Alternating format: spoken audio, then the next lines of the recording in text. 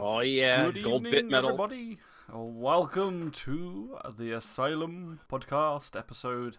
Jeez, I think we're on 18 or 19, something 18. 18. I'm sure it's 18. 18.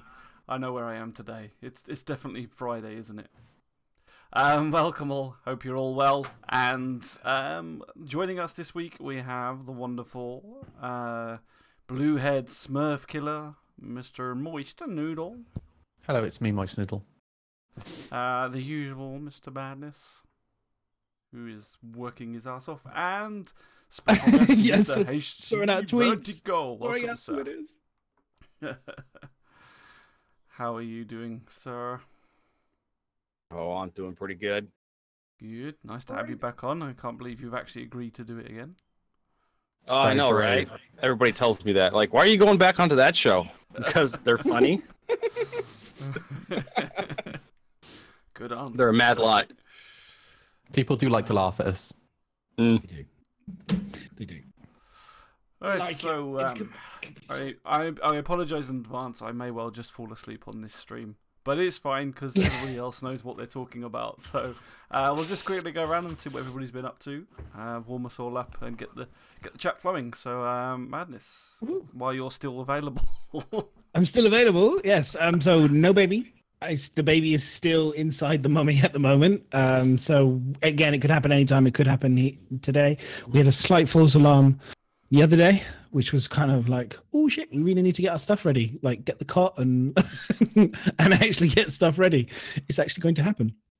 So yeah, no, we're just waiting on that. The weather's been amazing. I'm slightly. Oh yeah. You can see my skin is slightly glowing. That's not the lights. That's genuinely the fact that the weather here has been sensational. Like 28 degrees. Mm-hmm. It's been My neck is like a beetroot, right? yeah. That's pretty good over here too. I've in got Seattle. driver's arm as well, where I've just been driving all day and just on the side of me. You're like tan line. Look for the tan line. Like you kind of see if you got a tan line. Yeah. No, it's We been call that a trucker stand. yeah. just one arm. So yeah, the weather's been great. It's been great to be out and about. Obviously, you know, usual stuff. In terms of the gameplay, I mean, we will talk about it in a little bit later. But last night I got my first taste of combat again with the latest patch and the latest PTU, which was fun. I think I bored Miz and Moist earlier just for the last 5 minutes when me and HC just went out chatting about it. So we'll bore you guys when we talk about it later. It was a lot of fun to compete and have you know, just see how the game's, you know, combat is every patch. I always do it, so it was good to do this one. And yeah, it's just been just, you know, busy watching videos, getting myself set up for YouTube, designing Baron for D&D. I haven't done cycling. I did a little bit of cycling today, but that was only just like not on, you know, not an IRL. It was just a quick whip around. It was too hot. It was like, I would have just, it was unsafe to go for a heavy cycle in, you know, without like a bag of water on my back, you know? Yeah. To drink. Which is too hot. Yeah, that's me. And Noodle? Well, until 25 minutes ago, I didn't know it was Monday. Yeah. Which was really awkward. But yeah, really lucky, really. It's only because my board had run out of battery or was running low on battery that I actually come home. Otherwise, I'd still be out and about. But we had the Citizen Con ticket sales this week, which was awesome. I actually managed to snag myself a premium ticket. I then proceeded to completely empty my bank account by booking and paying for my flight, hotel. Oh man.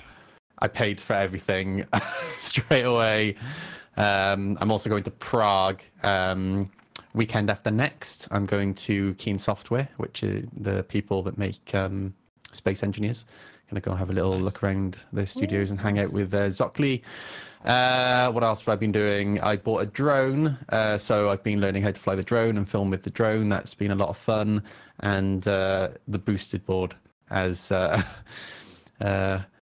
my esteemed colleague just mentioned, it's very hot at the moment. So no joke. I've spent the last 3 days. Now, I have never been on a skateboard in my life. And I decided to spend $1,700 on an electric longboard. Oh my god. How do you pay that? I'm just going to say, I went and did some homework on this, and there's Chesney, he's a YouTuber, he's an amazing dude, does great videos. He kind of promotes the boosted board early back in the day when they first was a thing, and he rides it in New York. He says it's changed his life. I think this is fucking awesome, if I'm being honest. Like, it's the coolest shit I've ever seen. It's amazing. It's super expensive, but my God, it is super cool, man. My choice was to either buy a small motorbike or to buy my boosted board, because I just wanted something for getting around town.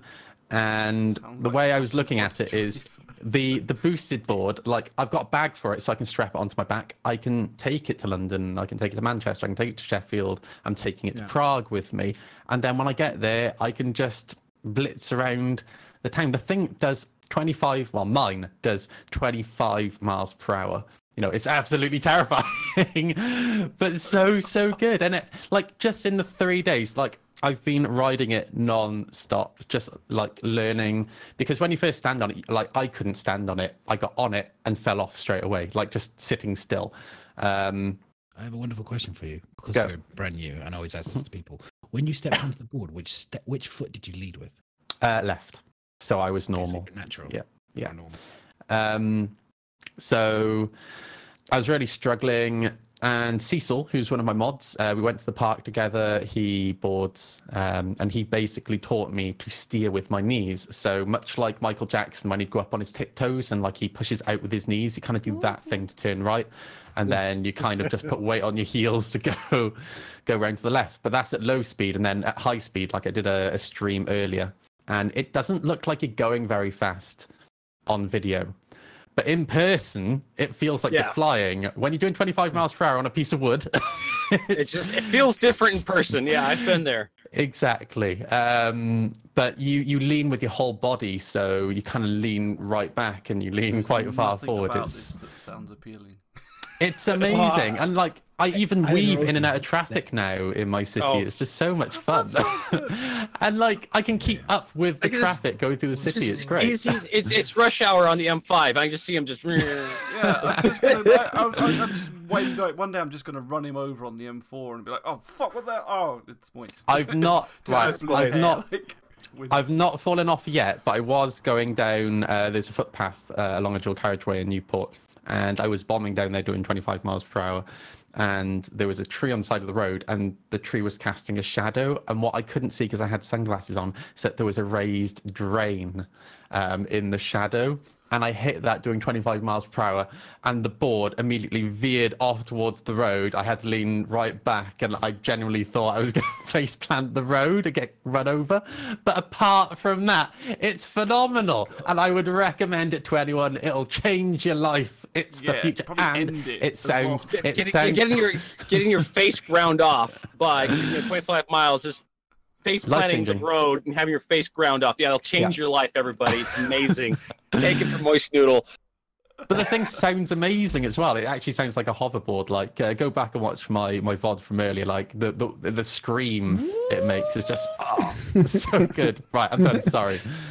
That's dude. I would be like as hyped as you were. I mean, like I said, I was lucky when I was doing my IRL stream. If anyone watched me when I did my cycle stream, there was a dude just came out of nowhere. He's doing a suit and like wearing some smart clothes. He just cruised. Suddenly, next thing I know, he's like gunning up the inside between a bus, and he's gone. And that's the first time I'd ever seen anyone actually with a boosted board. And I was like, so Maya messaged me yesterday, and he's linked me to a suit. Both me and Maya, I think, are getting suits for CitizenCon. So I'm bringing my boosted board, and I'm going to be arriving at CitizenCon in a suit, suited and booted, on the boosted board. With the drone. I'm gonna, virtual reality goggles, Moist, to try and control everything. Somebody on my stream earlier mentioned like how amazing would this be? Actual reality, or whatever it's called, where you can like, so you're riding the boosted board and you can actually collect coins like as you're riding. How good would that be? It sounds amazing. Altered reality, get like Pokemon Go on boosted board. Why not? Exactly. Doesn't sound dangerous at all. Yeah, and the faster you're going, like the coins can be worth more. Like, how good is that? I'm the only one that sees this Moist's life being ended very, very shortly. You can see, like it's like Super Mario Brothers. Like there's a 1-up right over this open hole. All you gotta do is just catch some arrow right over it. It's just like, go for it, kid. You got this. And now Boosted have just brought out the Boosted Mini, which actually has a tail on it, so you can actually flip like the board and stuff, which I'm actually going to get, because the issue with the longboard is that when you come up against the curb, you can't like get over the curb. So you have to get off, lift it, and then jump back on again. But with the Mini, you literally just flip like the tail, lift up the front wheels, and hook on, and then you're up and over. It's fucking awesome. It's awesome. Sorry. So you've got the boosted one, the longboard one, and then you're going to get the Mini as well. Yes, I can't wait. Yes, because there's no boosted sidecar for your girlfriend, so she can ride with you. So you got to get the Mini for the gal. I just want to make this clear for everybody. Okay, so the $1,700 was for the big one, roughly, right? It's about $1,500, depending on if you bought the X. Did you buy the black one or you bought the standard one? The standard, the stealth one, I don't think is worth it. No, I think so. For 2 miles an hour extra, it's not worth it. Then you bought the but then are you going to buy the X version of the Mini, right? Because it does the extra 14 miles versus the standard 7 miles. Yeah, exactly. So that's an $900 board, right? Yes. So $900 board plus a $1,700 board. Yes. Plus Star Citizen. Yes. Hotels. But it'll be fabulous. It'll be fabulous. Amazing. He's gonna make the best impression on his boosted board when he goes through that concierge line on his boosted board and with his mustache. Everybody's gonna be like the blue hair. He's just gonna be the blue streak with the mustache. The suit that I'm buying is blue and white, and the blue matches my hair. I'm gonna show you guys the suit later on. Like it's gonna be a chance in a lifetime. Someone's gonna take a stick and stick it out and trip him on his boosted board. And he's gonna face if I don't make ATV, turning up to a Citizen Con with a drain, a mustache, a suit, and a boosted board, I'm not gonna be happy. I'm gonna be happy. Yeah, you spent perhaps make your drone $5,000 to get on ATV. Make a drone in the shape of your favorite ship. Like make a skin for it. Yeah, that's a good idea. ATV. There you go. Freelancer. I can turn it into a reclaimer. Dude, there you go. Is that you're talking about the drone? Maybe you could change the drone and put that. That's a great idea. Make it look like a reclaimer or something. The drone is really cool actually, because as I'm riding along on the board, like I control the drone. Don't do this at home, kids.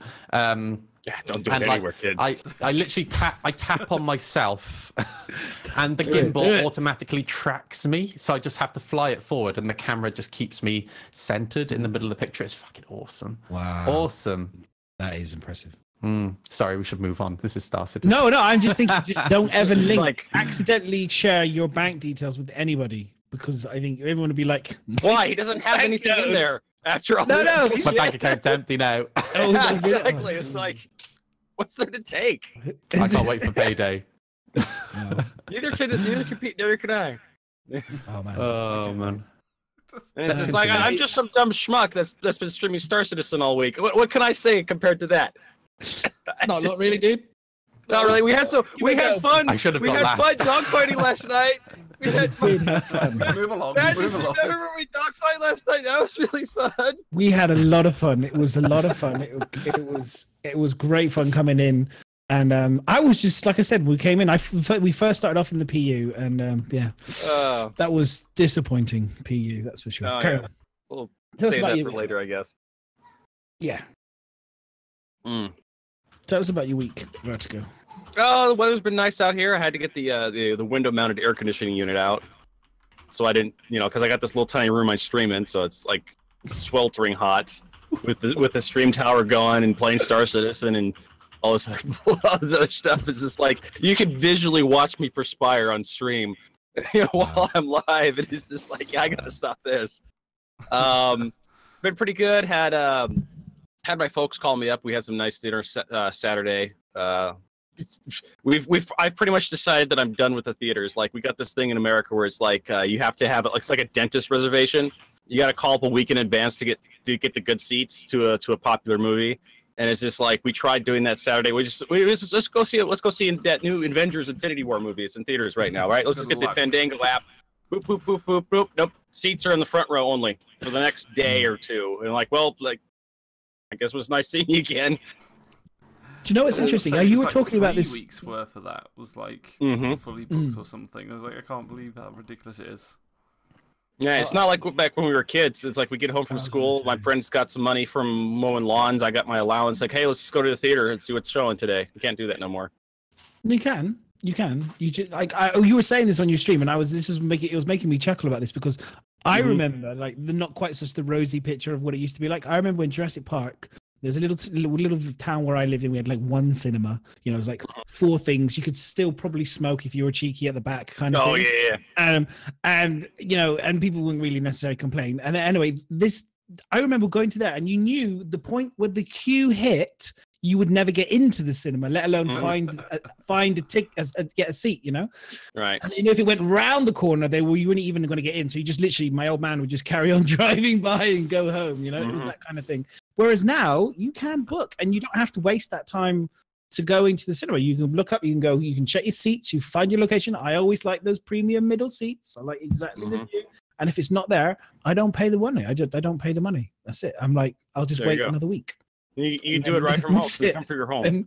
But it's still like it's like a dentist appointment though. You gotta have the wherewithal. You can't just spontaneously drive past the theater like, well, the queue's around the corner. Let's just go to Wendy's or something or. You don't know, do you? You do have to park up, get out the car, go in, and then go, oh, fuck, it's really busy because the cinemas are so big. There's no longer the queues outside. To tell you. Exactly. Nobody wants to stand outside like a schmuck anymore in the weather. Nope. Nope. That's when you're on your phone app going, right, hang on, let me just book seats as I'm driving towards it. Probably, I mean, you'd be doing it while driving, while boosting boarding. On your boosting board. Yeah. Booking tickets I use my phone on while board. It's no problem. No problem. It's yeah, I think booking it's probably better, but I see what your point is. Because the worst thing to be is to get in there and then find out you have only got the front seats. At least now you can book and see that only the front seats are available. It's like, oh, you're gonna sit there and watch that for 2 hours. It's like, no thanks. I miss the days where you could just run from one screen to another and watch something different. I have sweets from my local cinema, by the way. Ms might recognise these. Yes, I'm surprised you still got them. Nice. That's because I'm too scared to eat them. So these are the most sour sweets you can legally actually have in the UK. They have 3 types of acid in. Ms has tried one.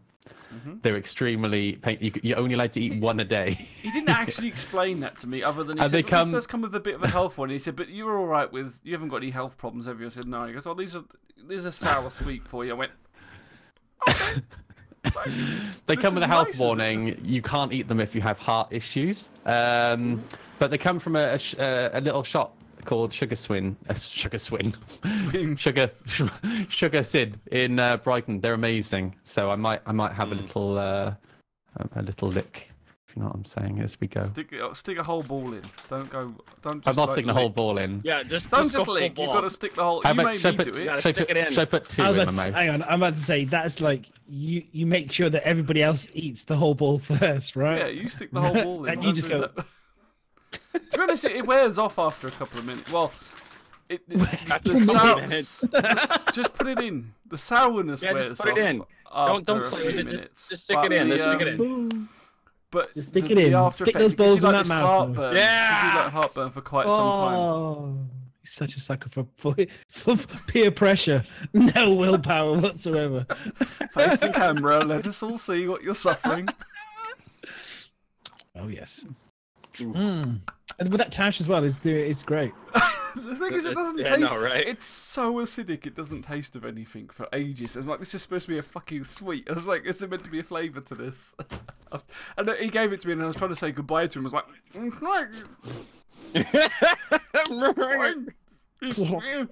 so moist. How's the boosh? It's nice.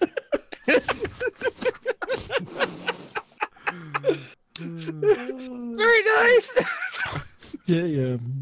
Shit. Yeah. So we should and then Ms. Yeah, Ms. What have I been up to? Last week I was making cakes. For a couple of days. Not just. Have you got a picture of it? You should put the picture of your cake up, dude. This is Mrs. Cake. If you got on Discord, have you got a link to it? Did I put it on Discord? Maybe. I think I was making cakes. It was my dad's 70th birthday. So I made a couple of cakes. So then I went up to North Wales, did a bit of camping at my sister's glamp site, which she's only got 2 pods. Which we were one of her first customers, so it was interesting. Camping or glamping? Glamping. Glamping. Okay. Okay, so for us who are not in the know, what is glamping? Glamorous Posh camping. Glam. Oh, okay. So you're going out with like a full stock and some propane, and you're not exactly. It's probably got like satellite TV, heating. It's pretty much a house, pretty much on a hill, as far as I'm aware. I can't find where I posted the pictures of the cake now. It was on this. I think someone posted it somewhere. Was it creative? Or... Oh, maybe I did it in creative, not D&D. 1 second. Oh, there they are. That'll do. That'll do. Good stuff. So yeah, this is what I was up to. Let's do that. I made those. So we had those, took them up. The only problem is, it's to my sister's place up in North Wales. It's about 4 hours drive. Plus, it was hot, and it was a bank holiday weekend, which means everybody was out. So it was a nice 5-hour drive. Plus, in the sun, where these were in the look at that. Melting very nicely. Now they did survive the journey, but I was worried most of the way there. It was like, oh my god, these are not going to make it. We took those up, and then we just had a nice meal out and stuff. And then we stayed in these glam pods, which are basically these pods, big massive tent with metal frame pods, and they got these big open windows, like panoramic view of the fields and everything up north. And is Moist all right there still? He's thinking, I wish I hadn't had this sour. I want one of them. I stuff. just if I could reach across the screen, have him hand one to me, that'd be great. I'm happy to send one to you, just so you can try it on stream. Yeah, we can make this happen. I'll try 2 at once if you want. 2 balls in his mouth. 2 balls. That's at the once, record. fine. Yeah. Oh, I don't know what Moist's record is, but I reckon it's more than 2.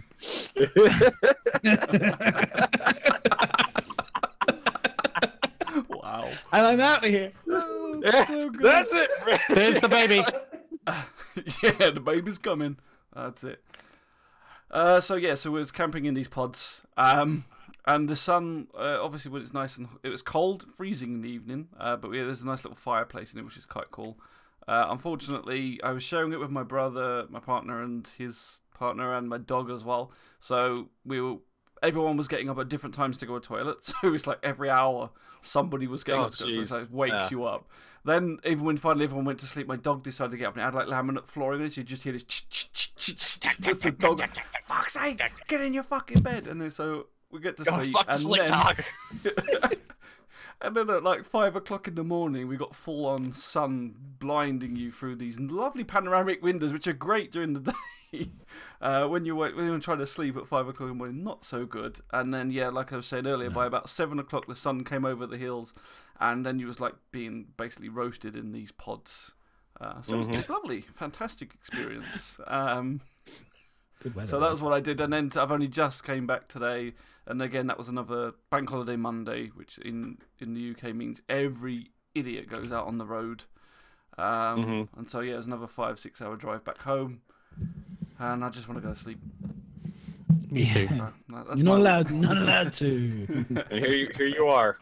We're here to discuss Star Citizen at some point. We've only been going for about 40 minutes, but we will actually talk about Star Citizen. Did I tell you guys about my passport, by the way? Your passport? No. Oh, no. Well, I booked to go to CitizenCon, and it wasn't until I booked to go to Prague, which is weekend after next, that I decided to check my passport, which expired today. Oh, dear. Good job you checked. Yeah. So I have an emergency appointment tomorrow to get a new one. And look at my mugshots. Yeah! There's the tash on it. Oh, no, I mean, that's not me.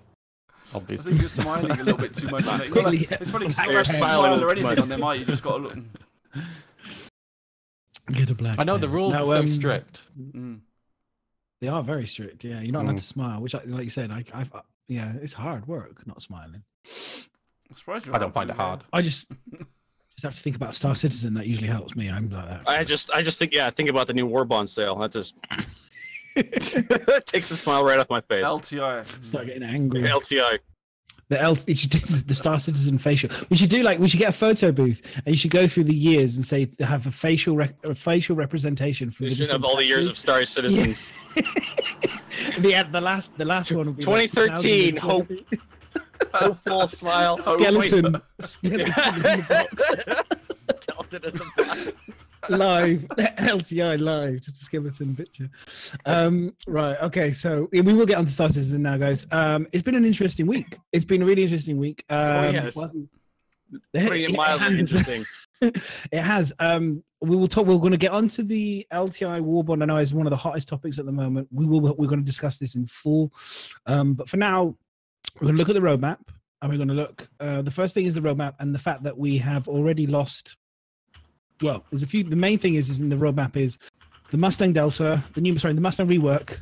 Yeah, the Mustang rework for 3.2, and it's now in for 3.3. Why? Okay.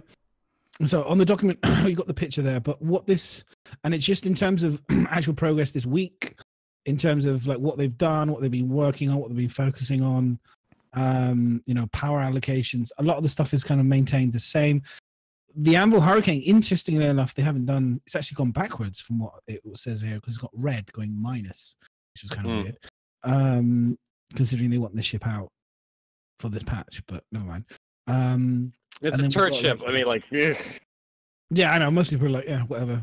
But it's interesting. But but what's concerning, which as I was saying before we went live, was you noticing the 3.2 was shrinking and 3.3 is getting way bigger in terms of like the moment. 3.3, whether you look at the graph, is not really just showing the equivalent line by line by line. It's getting 3.3 is getting considerably fatter again, which means that will have to be pushed into the next one. But we knew this when they asked us to poll. Yeah, we knew this. What would you prefer to be seen done? And I think that was kind of like, this is where 3.2 shrinks into nothingness as they concentrate on the things we asked for. So yeah. Well, I mean, the things we asked for is the same as everything. But I mean, on the less salty side of it, at least we're being informed. Because for sure.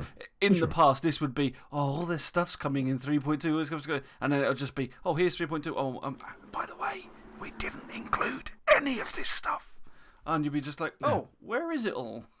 So they would have hyped up like a handful of features, and then two of them would not. We had to push this off, and this off, and they wouldn't have told you. Like this other stuff would never have been announced. I still go back to support Chris Roberts on this. Like the guy put the internal production schedule of his entire company out for everybody, not just concierge or subscribers where you have to click on this little secret scroll link and then go to the special forum and sign up and then sign this NDA. It's for anybody can go look at this. Yeah. And they have literally put themselves on the line to get screamed. they put themselves out there for sure to be, lambasted or whatever the word is for kind of like they really have. Crazy because 3.3 is going to be the 3.2 we should have got, and 3.2 is going to be the 3.1 we should have got. 3.4 we should. 3.4 that's going to be the patch right there at this rate. The 3.5 next year is going to be next year. Next year, guys. That's the goal. None of this stuff really surprises me. Like I knew some of this stuff was going to get pushed around. The ships, the weapons, the gameplay stuff doesn't interest me for most of the year. I am really more interested in the core tech stuff and how that stuff's developing, because that's really going to determine stuff how like ships like the Hurricane functions. Turrets really need stable frame rates and actual no desync in the network, anything like that. They need the network tech. They need the frame rates to be stable to actually hit those targets. And same with ESP, flight model, all that kind of stuff. Really needs a stable environment to work in. Well, do you know what? I mean, just watching Calling All Devs, the bit that I've got to, the half that I have seen, they were talking very heavily at the beginning about item 2.0 for weapon item 2.0, which is kind of like, which I found really interesting, because when we had the first item 2.0, when that first came out back in the day, I just thought that was for everything. I just assumed that was for weapons, for the works. It was just everything was item 2.0. Oh, it's just buzzwords now. Yeah, it just seems like it was like, well, actually, that was just for a certain percentage of the game, and then we're now getting to the point where item 2.0 is for weapons, which I understand it's just a whole new set of coding, and you know, it just enables them. It's the ability to do more with the weapon systems, as far as I was reading up on. So it was what they were saying. So it's like, okay, so how does that was FPS weapons, and I'm like, well, is that in? And then there's a few more things. Well, I guess a Q&A, and there'll be more questions about it. But I'm trying to understand how that is going to in fact impact weapons as well within the persistent universe for ships as well. You know, is that going to be a big thing, or is ships weapons separate? I wasn't quite sure exactly what it was, but what they were saying. From my understanding, ships and first-person shooter weapons are going to have attachments to them. You're actually, and I've seen old concept images of the ship weapons. They're actually going to have like the class 1, size 1, size 2, size 3s are going to have permutations within their classes, their class sizes. So you're going to be able to swap parts around, overclock certain parts, and change out certain subcomponents inside those weapons to change their functionality or add different stats and whatnot. And in the handheld weapons, you're going to be able to add like sight rails. You're going to add laser sights, flashlights, grips, silencers, that kind of stuff. Or if you're going to go back to the old school, like 263, you can add an extra magazine to the front in front of the barrel, so you can shoot 30% more bullets. So nobody remembers that bug. I was going to say. So we're just gonna get what other FPS games currently have the ability. Yes, exactly. What Crisis shipped with. You remember Crisis? Yeah, that's what we're going to have for our first-person shooter weapons. We're going to be able to actually do it Crisis. Actually be able to look through the scope and not have actually be able to look through the behind us. Oh, fuck! I've left the scope behind me. It's been left in the airlock behind me. Yeah, I know, right? Yeah, I can tell where some people have been in the map because I can see their magazines hanging in the air. There they are. Yeah, no, it's good that they're doing that. It's good that they're doing it for sure. So that's going to be Weapon 2.0 for first-person shooters and for the ships. It's going to support more custom attachments and whatnot. That's what they're really trying to push for, and that's what they've been. The reason why the Gallant lost its red dot was because they're gearing up for that attachment system, and we saw, I think, just a little hint of that in 3.0, where when they had the stupid little list loadout for your Mobiglass. You click on the item, it would assign it, and then you see a bunch of subcomponents you could attach to your first-person shooter weapon. Yeah, they're trying to find a sexier way to do that. Well, I mean, yeah, we saw that in ATV. They're talking about the VMA and the PMA. Yeah, those. By the way, can somebody just tell me what the VMA, what it stands for, and PMA stands for? Because I couldn't figure. Vehicle Manager App and Personal Manager App. Yeah. Personal, thank you. Personal vehicle. P is personal. V is a vehicle. There you go. Those like shop terminal ones looked. I only managed to see a little bit of the front start of ATV. Looked really good. With the ships moving, how it should have been. Well, what we've been after for a while. Oh yeah. Not like the hollow table stuff that we had. Oh god, the hollow table. That thing was so bad. The day of the hollow table. I'd rather not. This is the hollow table face. Ooh, yeah, that would be a good one for the photo booth. The holotape photo. Everyone just like, we like burn it with fire. Yeah, that would be quite. I'm gonna make this happen. This would be funny. So in terms of the roadmap, it's not too bad. It's not too surprising. I am sad that the Mustang got pushed off a little bit because that was one of those ships where you'd see. No, I'd come out during a free flight weekend or during a promotional when they were like doing promotionals for the starter packs, and you always see that one guy in his green flight suit wandering around a Mustang Beta, trying to figure out how to get inside of it. God. It is just like that was me. Then you see the guy next to him trying to figure out how to get into his Hornet, and the other guy looking at his Cutlass, going, "I don't know where the doors for my Cutlass are." And then you look around the corner, and then you see the other person trying to get into his ship. Those were the days. I enjoyed that. But the Mustang, is it still difficult to get in? Yes, it's you crouch down, get to the super little hatch underneath.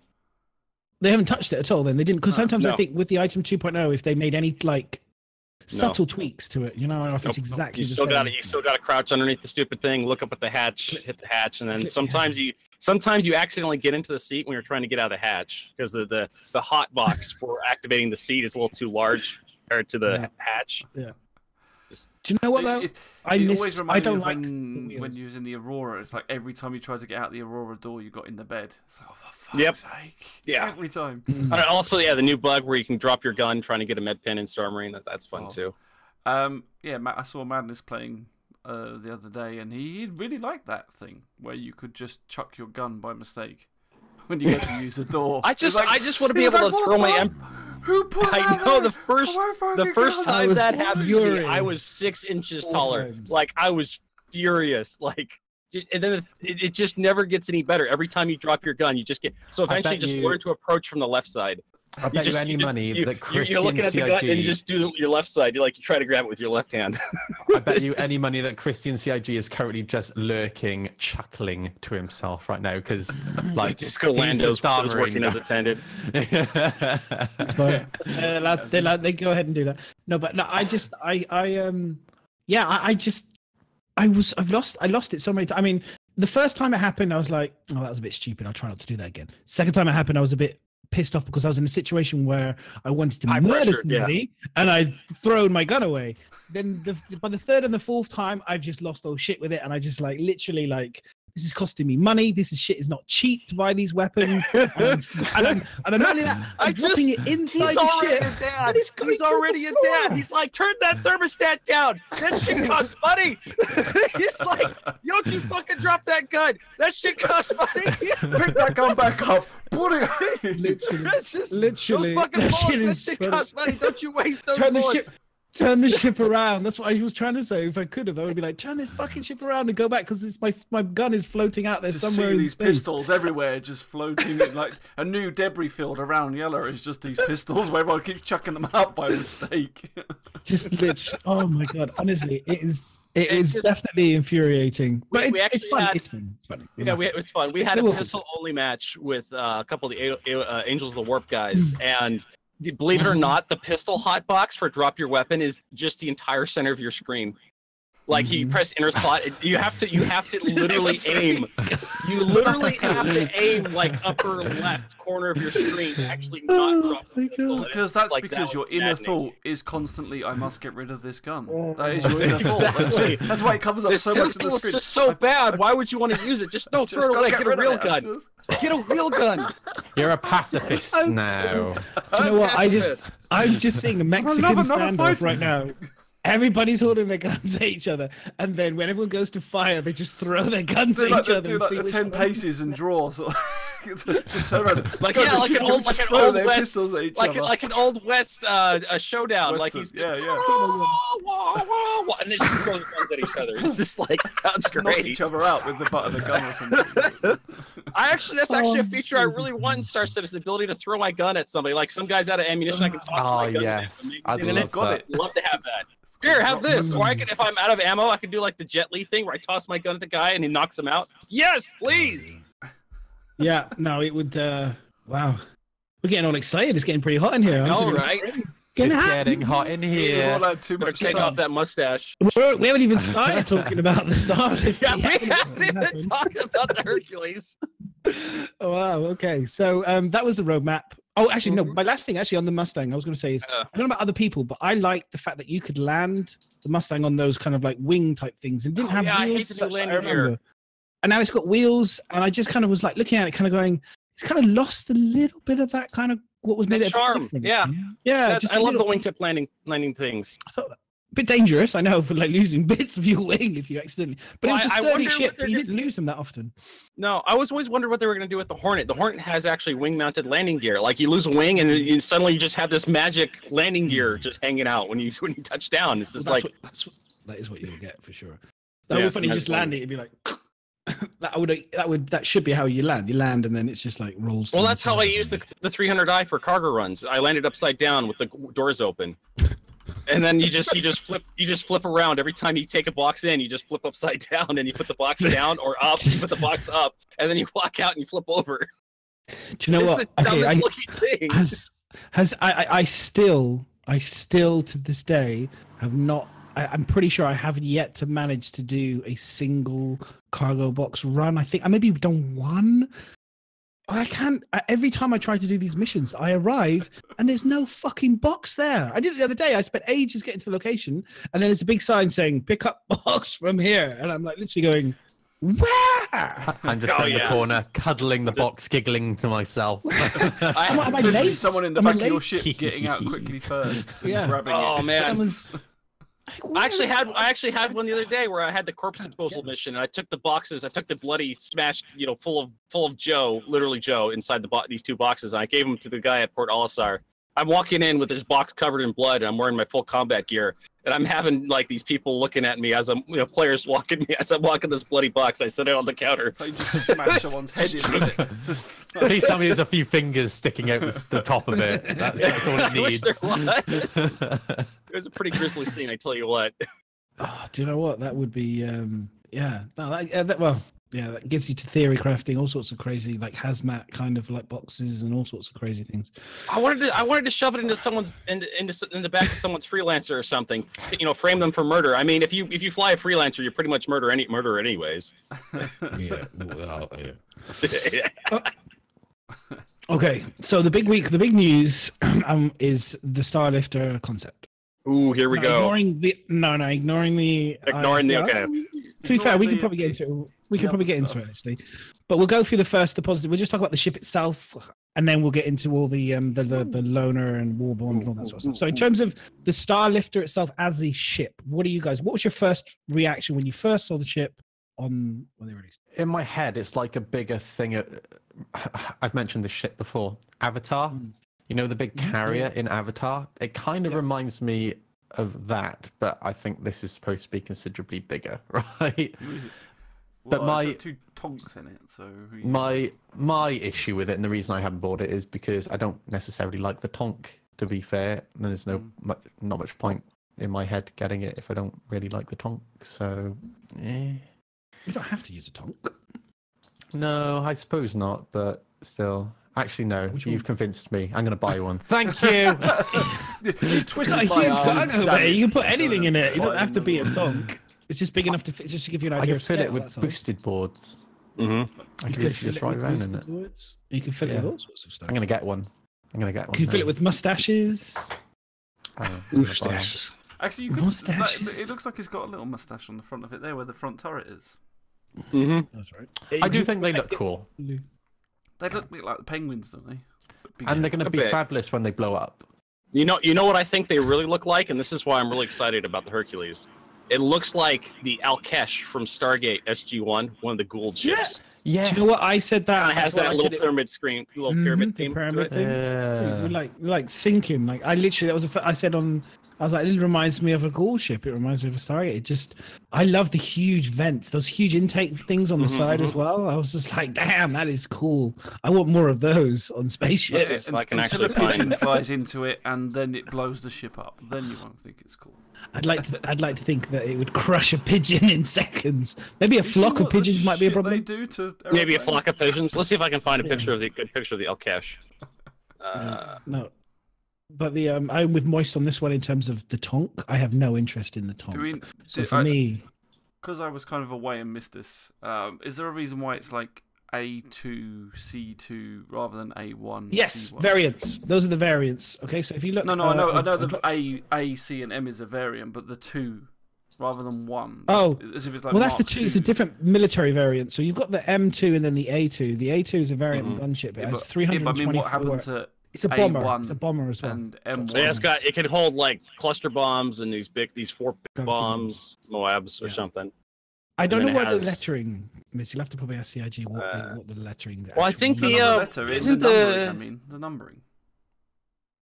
Why is it 2? Like maybe I wondered if they were going to plan on doing like a smaller version or something, and that would be like the Originized M1 series. You know the thing that I've really noticed about that picture though that we're seeing on the website. Look at the little men stood underneath it and compare the size of them to the tonk. Then go and take a look at the concept art for the tonk, because the scaling is completely wrong. So well, the tonk doesn't exist in game. It's just in some artist's head. Like when you go look at the artwork for the Nova tank, is the thing's the size of a Baneblade from Warhammer 40,000. It's just unreal how big this thing is, and that's why the question that came up is like, what can you fit this thing into? The thing's massive, like Idris.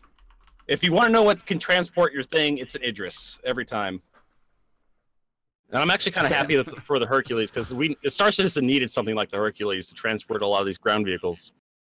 Well, it does. As the ground vehicles, as we've seen, bigger and it's becoming more of a thing, we need to have something that's going to transport the vehicles for sure. So, I think with the the concept scowl being wrong. I think they've always said that a few times, that it's concept artwork, so it's just kind of a way to show it off. It's not always done to I'll be interested to see how big it even actually is, because my biggest criticism of the Tonk is I've never liked how big it is. It just seems ridiculously big. Concept one was out of scale. Even that, it was just someone drew a concept picture, and it was like, oh, that looks nice. We'll use that. Yeah, that's essentially what concept is. Oh, that looks nice. Yeah. It describes all the concept images we ever see out of CIG. Oh, that looks nice. And then once it gets to the actual technical art team, they're like, that looks nice, but doesn't work. Yeah, but they've got to make it. I'm surprised they made it so big, because normally ships get bigger and bigger. So if the Tonk's that size to start off with, it's going to be massive by the time they make it. Yeah.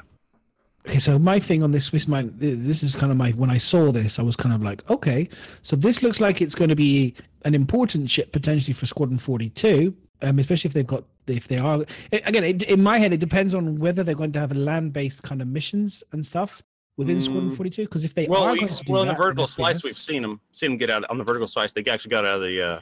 I don't know if they're gonna have like tank battles like Battlefield 3 did, where you actually got into a tank and drove around. But I suspect that you will land your ship and get out and do stuff. Yeah, but I don't know if we're going to need the Hercules. If you do get into that, that means the Tonk will have to be done. And then if the Tonk is done, then they'll need to make a way to transport it, which then means then this ship becomes very, very feasible that this will actually be made, and it will be made fairly quickly within the next, let's say, year or two, or it could already be pretty close to being finished anyway. We just don't. I mean, those look like pretty sweet models from what I was selling, 3D models, some of the ones we were seeing. But then I've seen the Defender and some of their other sweet models that look like they're nearly done, and then we never see shit for like a year and a half. Yes. So it does counter itself slightly, what I've just said. But in terms of the one thing, do you think this will be quick? Do you think we'll get this quickly? This one is what I was really trying to get to. More larger ships like this with fairly interesting internals usually take a while. Like, even though I suspect this thing will just be a box inside, just an empty box all the way to the cockpit, I don't think it's going to be too interesting like the Starfarer, where it has all these hallways that loop in on each other. I think it may just be a straight run to the cockpit, but I still think, excuse me, I still think it's going to take a little bit to see this one, maybe 8 to 12 months. They haven't done much in the ways manufacturers, so they don't have they don't have a style guide for it, you see, compared to the other ones. So I don't imagine it being This is their style guide. Disco Lander just said this one will not be quick. Yeah, that's what I was figuring. That makes sense. Larger ships always take long. Single seat fighters, they can do like nobody's business. I mean, like, the Nox came out real quick from his concept sale. We've seen the Eclipse in engine, not just kind of moving through space, but not really landing. The Eclipse looks like it's coming along. Same with the Hurricane. Hurricane was last year. I really like. I do. I like its look. It's simplistic, but it's still interesting to look at. How do you make a box look sexy? Like, honestly, you look at like the you look at the Cutlass. Flying an Aurora? Yeah, I have. Well, the Aurora is just a coffin you can lay down on the back, so that when you run out of fuel, you start crashing the planet. Well, I can just climb into the coffin, just bury myself. He had a nice window before. You see the styling of the cockpit area? That reminds me of the old school American is it the B-22 bombers and stuff like that? It has the same kind of... B-29, do you mean? Is it the B-29 bomber? Yeah, the one which kind of like, it's got that smooth... When I see it, it just reminds me more and more of that bomber. And the fact that it is a bomber, I kind of wonder if they took any influence from that styling. You mean the B-2, the stealth bomber? Is it the B-2, the stealth bomber? Yeah, that one. The stealth bomber, That's where the number 2 came from. That's probably where it came. The B-2. Right? The B-2 bomber. It just and I'm going to say is I am when they showed the picture of it actually dropping all the bombs, I was super excited because I know one, there's going to be loads of people referencing napalm, smell of napalm in the morning. That's going to be one thing streamers are going to do, which is exciting. But two, it's just about time, gravity bombs. Like, actually, when you say bombs, I want to be actually gravity bombs. Now. I can't wait to deliver some. Yeah, I'm going to deliver some. I'm going to deliver some freedom to someone's land claim with that ship. Let me tell you what. That was one of the things that popped straight into my head when I first saw the concept for this, because one of the first concept piece I saw was like a fleet of them flying together. And can you imagine being at an outpost on a planet and just seeing the silhouette of these things, like a whole load of them coming towards you, and how terrifying that would be? You'd just run, wouldn't you? I would. Yeah. I would leave. I'd leave. At that point, it's probably too late. You'll probably just be sitting there going, "Oh well, go on then." Might as well just try to there with your rail gun. Like, oh, this is not what he's got. He's got this. He's got this. I got this, guys. And then you can have this little mini game where you try to like what was it, Missile Commander, where you try to shoot down the bombs as they come in. It's like pew, pew, Oh pew. my God, Chris Robert, ship it. Like we can make this. We can have like a version, like a kind of like a downscaled version of Missile Commander on the website, kind of like Hyper Vanguard Force, where you have the Hercules coming overhead, dropping the bombs, and you have the guy with the railgun. You have to shoot the bombs. Oh God. That would be. Do you know what though? Someone's going to do that. That's going to become a real game. We'll make that happen. That's going to be there you go. Literally like how many bombs can you destroy before you die? There you go. But I'm curious. My curiosity is how expensive restocking the bombs is going to be, and like how expensive it would be to restock a full bomber. Like how much would that cost? Here's the thing: like a torpedo, an actual size 9 torpedo is 70,000 UEC. Like on the Voyager Direct right now. So I suspect the Moabs, the 4 big ones, is probably going to be comparable to one of those size 9 torpedoes. And the cluster bombs are probably going to be comparable to like size 4 missiles, would be in my imagination. So several thousand. And I can tell you right now, the guys who are working in VFX section of that department are going to be so excited. This is literally the coolest shit that they could possibly ever want. Because they will be like, okay, we're going to go watch a load of films of watching Vietnam explosions and watching all the flames as they drop all the bombs. And like, it's just like, everything. The footage will be insane. And it's like a kid in a candy store for VFX and kind of like, animation people to make that look amazing. There better be a little mushroom cloud in there with those big bombs. Oh, God. Oh my God, yes. Or like literally like a kid just thinking that's going to be awesome. Like, so much fun. Oh, I hope they do like, with the actual bombers, like if you look at old school World War, the bomber, you have the pilots, you have the pilot obviously flying, but then you have the second guy, he drops the bomb, but he opens the doors. Bombardier, yeah. So it's literally going to have their job will be literally like making sure that they can then see the target and like how they're going to do that animation. And he's like, is it right, ready? And then, that's one of the things I love about War Thunder, because if you fly bombers, you have to fly to your target and then you switch to the bomb view, and it's like you have people attacking you, but you have to switch to the bomb view, and you have to concentrate while getting shot at and actually hit your target. It's so much fun. I can't wait for that. Turrets work. If the turrets work, and they have the guy that can do that, and it works really well, and you got the pilot, that whole scenario as a combat experience could be sensational, because you're going to have people coming in to try and take you down. You're going to have people on the turrets working their magic on the turrets. You're going to have pilot shitting his bricks because he's got to stay on target, and you're going to have a guy inside waiting for his opportunity to drop bombs and stuff. It could be sensational. It really could be. So as a ship, I think it's fantastic.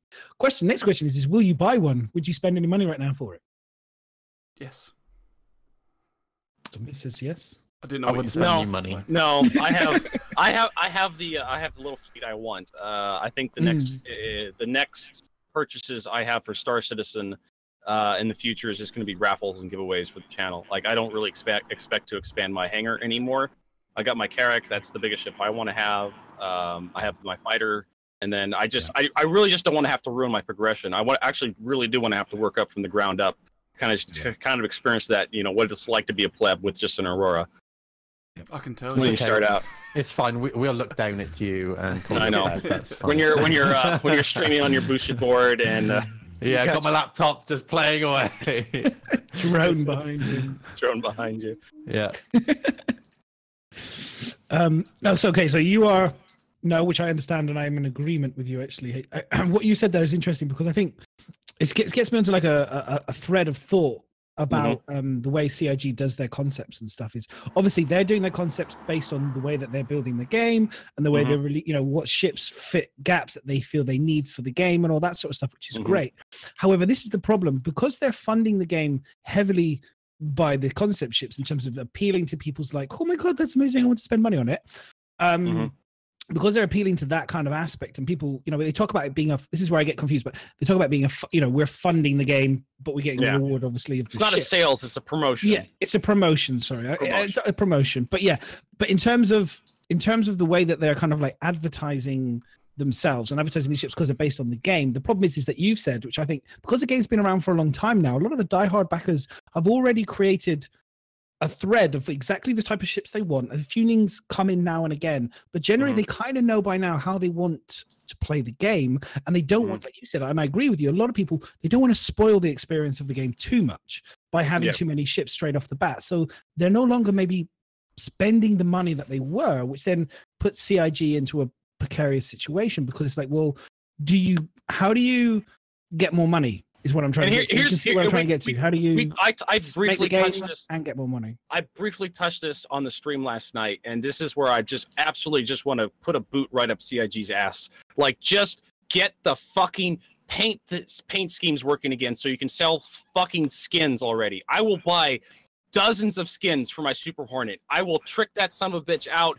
All custom guns. I will, if fucking UEC was worth a shit, I would buy all the guns in Voyager Direct. I will open my wallet up. I will buy credits out the ass just to have guns that work for my Super Hornet. I will trick that son of a bitch out. I am a Hornet fanboy. I love Admiral Aerospace. I'm going to put my hand in the air now, and I know I'm going to sound very, very homosexual, because I am a homosexual when I say this, but I don't give a shit about the skins, but please sell me clothes. I want to buy clothes. Yes. I want to buy jackets. I want to buy pants, you know, boots. We've had, especially boots.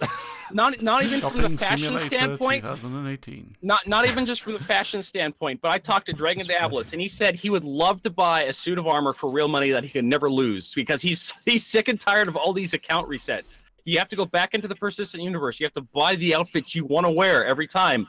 He said, if I could just spend $20 and just have this outfit every time I log into the persistent universe until release, he said he'd do it. He'd open his wallet just for that. Okay, so here's my thought on this process. Okay, so what you've said there, again, I agree with completely. I think that the reality is this is the way I look at it. The systems that need to be in place in order for what you guys talk about to work, they aren't actively, or they haven't, as far as I'm aware of, actively got them working to the point where they're really great yet. Do you know what I mean? They've done a few things with the Phoenix recently, which is the first time I've ever seen it. And there's a few other skins and a few bits here and there. And I think they could really invest more into that area to generate money for them. And then the problem you've got is that the star lift or whatever made 600K in 2 days. The Phoenix Emerald promotion made 133K in 2 days. So there's and that was green and ugly. Exactly, that's what I mean. So it doesn't make as much money, but if they were to spend, maybe the problem is like, because they're focusing on the game, but maybe they need to try and change a little bit of the model heavily now and try and work it so that, especially because we are going to have to get ships in game at some point soon. We've talked about this before. I think they should change their focus in my head, and they should really start to build more into finding this other funding and make the mechanics. But the problem is, it's that they're building the game, and then the things are changing all the time. We've seen it with the PMA and the VMA and all the rest of it. It's not there yet. So to have loads of skins and everything ready to buy is a problem. Do you know what I mean? Because it's not quite. Well, you have skins you can purchase right now. The only ship that has custom skins is the Aurora. Yeah. I know. I mean, how do they sold the? And the Comet, the Renegade, the Wildfire, the Valiant, those were essentially just ships. They took the base ships, they resold them, and they added a little bit more for the special skin you'd buy with them. So that's the only way they're selling skins right now, is those special deals they got going on when they sell they re-offer the ship with a special skin. Yeah. But yeah, they teased several months ago the cool colors on the Hornet, not the Hornet. Like I said, I'm Amber fanboy. On the Saber, they showed a bunch of different cool colors, paint jobs for that. I'm just so ready for that system. And I get it, but here's the thing. Here's the thing for me is like I don't think the appeal. Because if you think about it, effectively they may, and they've talked about it as well. We still don't know. It's still things in process, but you will be able to customize your own vehicles with colors and paints and stuff like that. You will be able to probably have your own yellow or green, whatever, Drake, Dragonfly, whatever. You know what I mean? So the reality, the appeal for people to spend the money is like, well, I'll probably be able to make my ships the color that I want anyway. So buying a skin isn't necessarily great. I said before, the appeal for skinning stuff is to have their own custom organizations on this shit. Yeah. I agree with Moist in terms of assets, accessories, clothes, cool things that make themselves stand apart. So unique things aren't always in, exclusive things. That's the way in my head that they can get people to actually part with actual cash. Is shit that's not going to linger around, that becomes exclusive. It dies away. A particular colorway of something, you only get that for once, a couple months, then that disappears. They have to make more things exclusive. You can't just say, oh, here you go, here's some skin. It's got to be super, super exclusive. And to kind of bring this back around to the Hercules, the Starlifter concept sales, there is a complete pack out there that comes with a Cyclone and a tank that have one special skin in the package for the tank and the Cyclone. Yeah, yeah. Which is, and they know, they recognize that they're not stupid. They get that. But still, it's like a $1,400 pack or a $1,300 pack, depending on how much you're spending. It's the US the ships, right? Yeah, but, yeah. So yeah, no, I agree. I just think that they just don't. Either they're not focused on it, or maybe they've looked at the numbers already and have gone it's still not generating the money that we need versus the system. What we've already got. You know what I mean? It's like we already make this. It depends on how much it's going to take to set a designer and someone like that to sit there and just work on skins. And not well, that's the thing. Like a load of crap ones, like actually making them so they feel that they're worth doing. And then it's like if that's not their focus, they'd rather just get the ships done and these people working on artwork for other things. Then they're not going to worry about the skins at the moment. They're building a game ultimately first, right? That's the first thing they're doing. So. And that's what I like about Chris Roberts is CIG. Yeah, well, CIG. Well, the shop still works. You know, the game doesn't, but the shop does. They'll certainly take your money. Never had a problem with them taking my money before. But yeah, like that's one of the things I do like about Chris Roberts is the company's very focused on delivering a game. Like people complain about Arena Commander, they complain about skins, they complain about Star Marine, but all the focus is definitely on the original promise, which was making the MMO that is Star Citizen. Like anything that any benefit that Star Marine, Arena Commander, or the shop picks up from the development of Star Citizen, that's great. Thumbs up. But I do appreciate that they do focus on developing Star Citizen first and foremost. And if you look at the development schedule, you'll see that yes, everything is really much focused on making Star Citizen. Because they are worried a lot about getting flack. I mean, they're not doing themselves favors with the LTI and all that sort of stuff. But you know, they're worried about looking bad. So if they're just sitting there chucking out, because even now, every time a concept sale comes, everyone's just a concept sale. You're just trying to make money and get it off of us. So if they just sat there and started chucking out skins for people to buy with real money, people are going to sit there and go, look, you haven't even made the fucking game, and you're sitting there selling skins for it. You know, like because Elite Dangerous did it and stuff, but that was like after the game was made, and then you buy all these skins to change your ships and stuff. So I can understand that as well. Like from their point of view, they don't want to get all this flack from just looks like they're doing this. I mean, we want it as backers because we're huge fans of it, but you got to look at it from a perspective of someone that's maybe not necessarily a huge fan of it or looking from an outside point of view. They'll look at it and just think, well, you're selling. It's bad enough that you're selling pixel ships, but now you're selling skins for ships that haven't even been made yet. Plus, you haven't even made the game. So, see, this is because we're going to be on this topic for a while. I think we're going to flow naturally into the LTI nonsense. We're avoiding it. No. No. It's like we keep bumping up against it. We keep bumping up against it. 3 letters.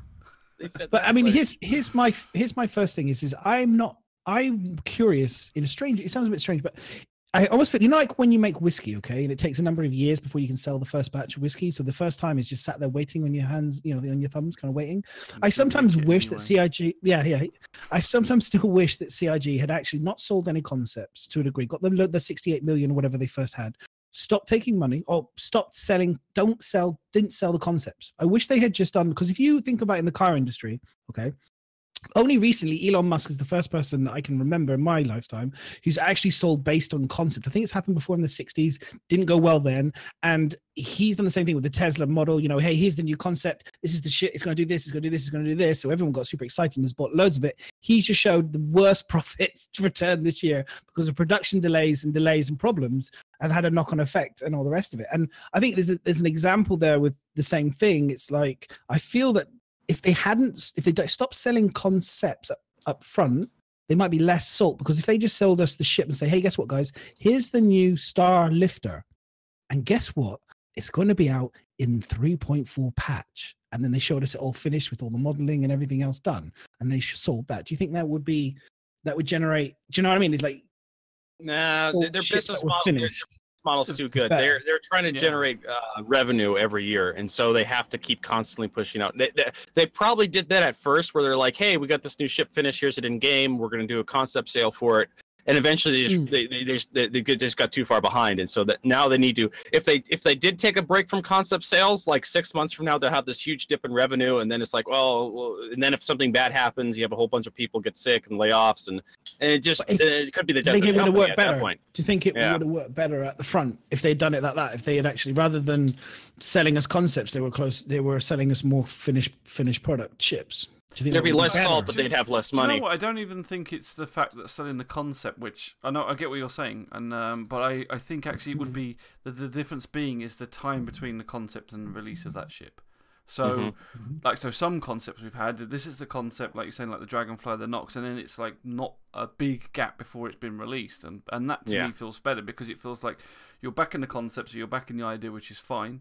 But you haven't had to wait too long for it. It's these people that have been waiting ages for like the Banner Merchantman and things like that. It's like the gap between concept and getting it is so huge that that's probably causing more of the bad feedback than necessarily just selling concepts. I don't think selling the concept's a bad thing if you could get to that release of the concept quicker.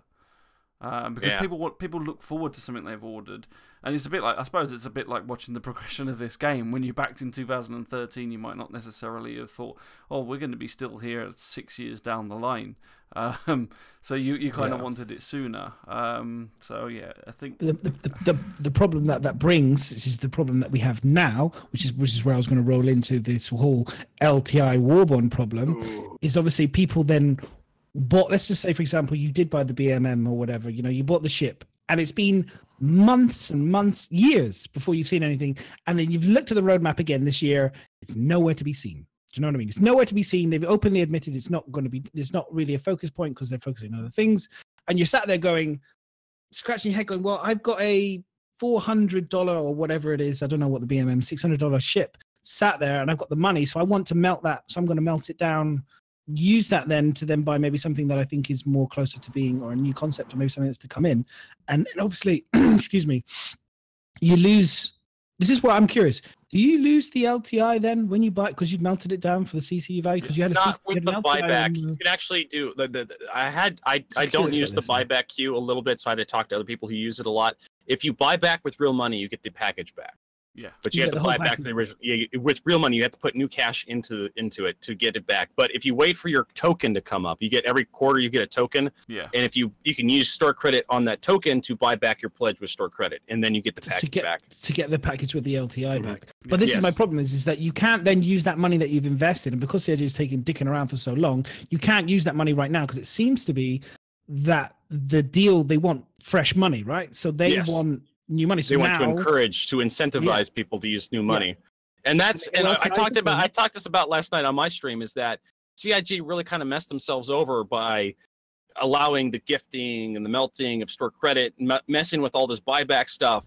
And then they realized what people were actually doing, the backers were actually doing with this money. They were melting, nobody has a Banu Merchantman that's not melted, okay? Like the Banu Merchantman and the Redeemer, that stuff is so far gone. Most people have given up on that. They don't even have it in their hangars anymore. So they melted it down, store credit, new concept sale. Hey, this new concept, we'll buy that with store credit. And then they sell it, they get the concept in their buyback, and then they just melt the concept, and they just keep cycling money around. And CIG is trying to push against that because they want fresh cash they don't want people just keep cycling old money around and essentially juggling concept ships. They don't want people juggling concept ships in their buyback. Yeah, once again, that's kind of comes back to the point of having finished product. Sorry. Yeah, I don't. Yeah. I understand. Like, to me, like the whole LTI Warbond stuff. Like, to me, I'm done buying ships for myself, so to me, it's not that big of a deal. But I understand there is an issue there. But to me, it's like mountains out of molehills. Like, it's. I understand that the old backers and the new backers, LTI was supposed to be this thing, and then the CIG downplayed LTI, and then the insurance is going to be a deal. No, it's just going to be a savings on having hull insurance. I mean, just if you want to support the development of the game, buy the package or don't buy the package. If it's a bad deal, don't buy it. If it's a good deal, buy it. But I do understand there's a lot of old backers back there that feel like they're getting ripped off here. It's like LTI was supposed to be this thing only on concepts, and then they come out with the Hercules, the concept sale. There's a package, only the Warbond package has LTI, and it's a concept sale. So where was the memo, 6 months ago that said you were going to do this? Yeah.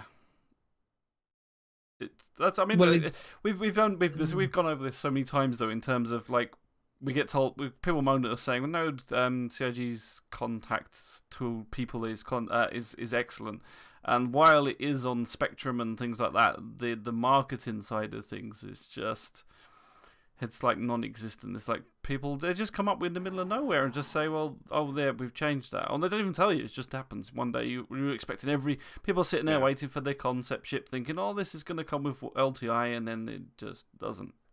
Yeah. And then Xylo links to a 4-year-old post to try to pour water on the fire. It's just like, well, that's not now. It's also quite vague. It's 4 years ago. Yeah. I firmly believe that they could kill all this bullshit and justify a Warbond transition by, like I said, having the ship closer to being actually finished and released. Yeah.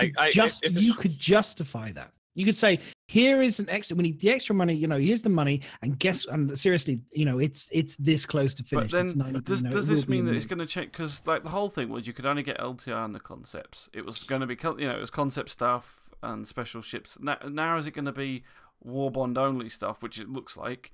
But then does that mean that if they now do Warbond versions of ships that are already out, are they going to just stick LTI on those if you buy a Warbond?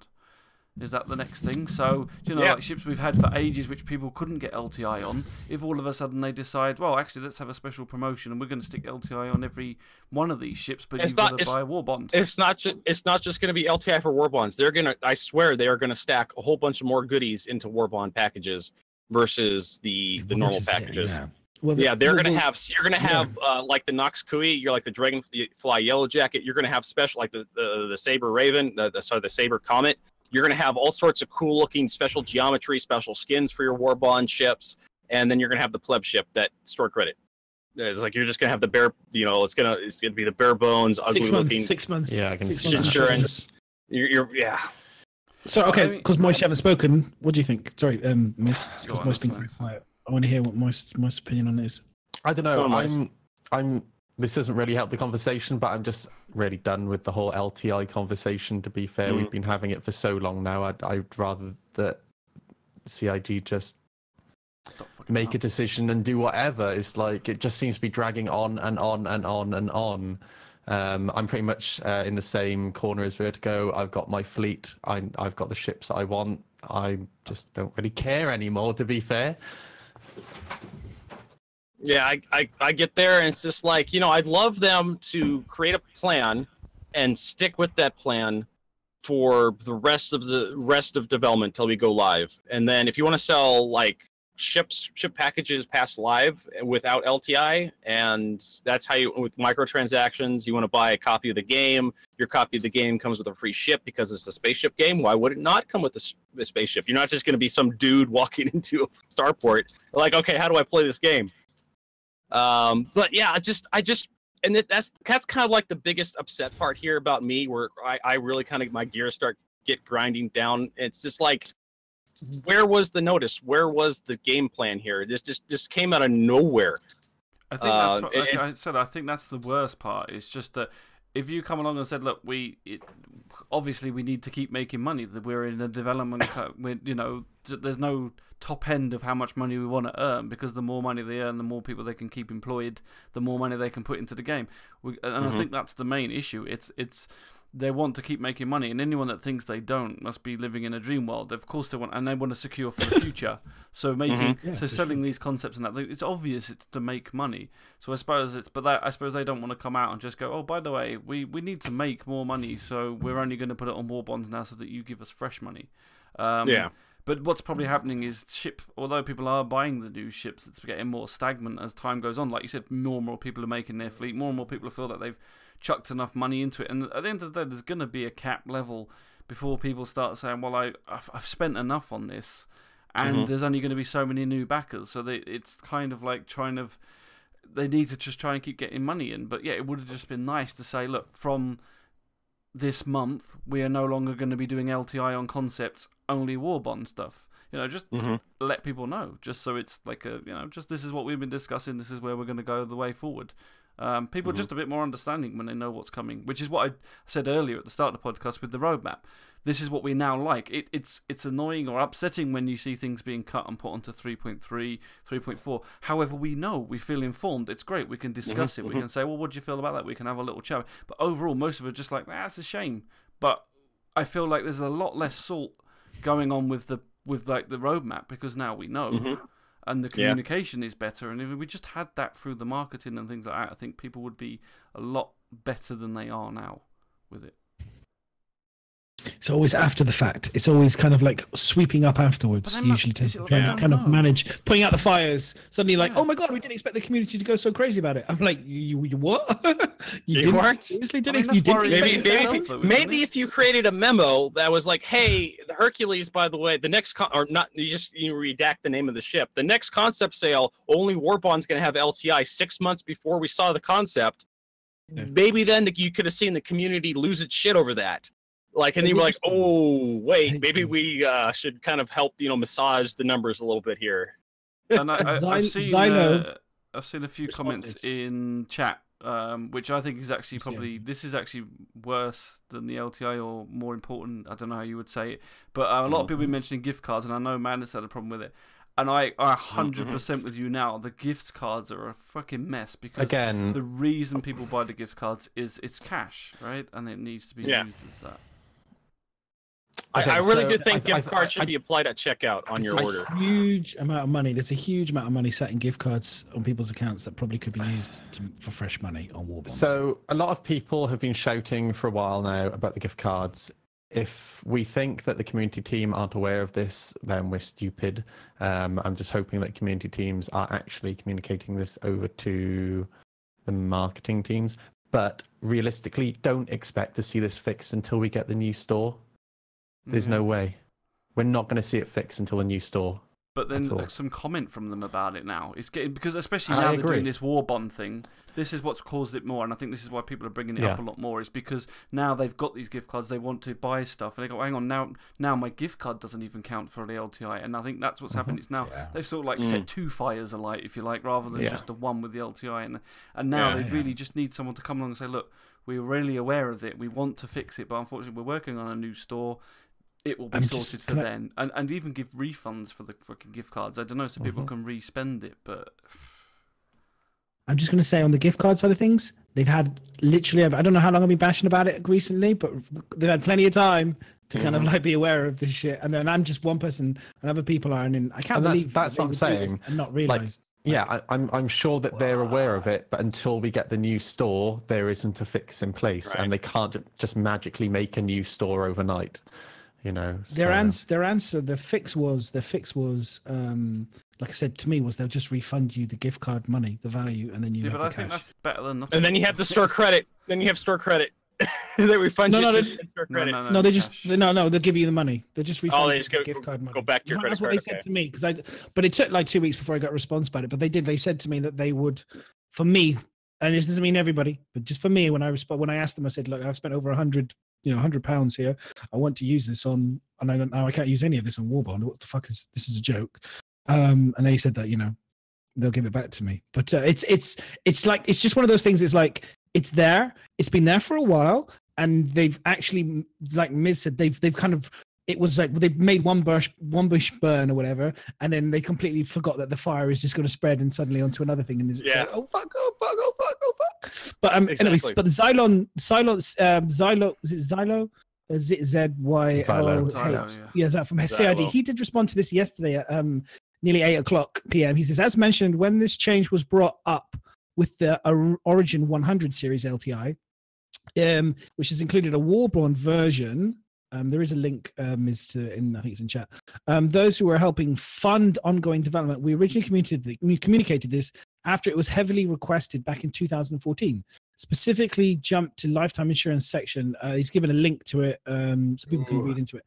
But he says, we've updated back in 2014. I'm sure everybody... Supposedly, we've actually, to be honestly, the community's has requested a lot of things that we forget about. We have to kind of remember. Yeah. Well, they did listen to the community. The community wanted LTI back on concept ships. Like, buying a concept ship is super risky if like the Banu Merchantman is going to be a year before your sheer ship. So you gotta sweeten that deal up for that concept ship. That's why new concepts came with LTI to kind of sweeten the concept deal. And then No, so it says here, so just to finish it, then you go. We've updated Warbonds to support exactly that, which they talk about, which is in here. So to reward those who are helping fund ongoing development. I appreciate you all taking the time to provide this feedback. So basically, it's the same. It's exactly that. They're sweetening the deal for people. It's there in black and white. Let's be honest. It's not rocket science. They're sweetening the deal for people who are wanting to add more money. But I understand what you're talking about. I understand why the people who've originally weren't, their deal wasn't being. This was before, but that post was before Warbonds was a thing. Yeah. And they're like, what the fuck is going on with my money? Like, a huge kind of mess. Deal to be sweet. I have to admit, I do agree with Moist, and in terms of it's so old now. And do you know what they're basically saying is, we want to keep funding the game, and this is the perk for funding the game. All you guys that are buying a concept ship from credit or swapping or melting, you're not helping the game any further. You're just playing with your own inventory.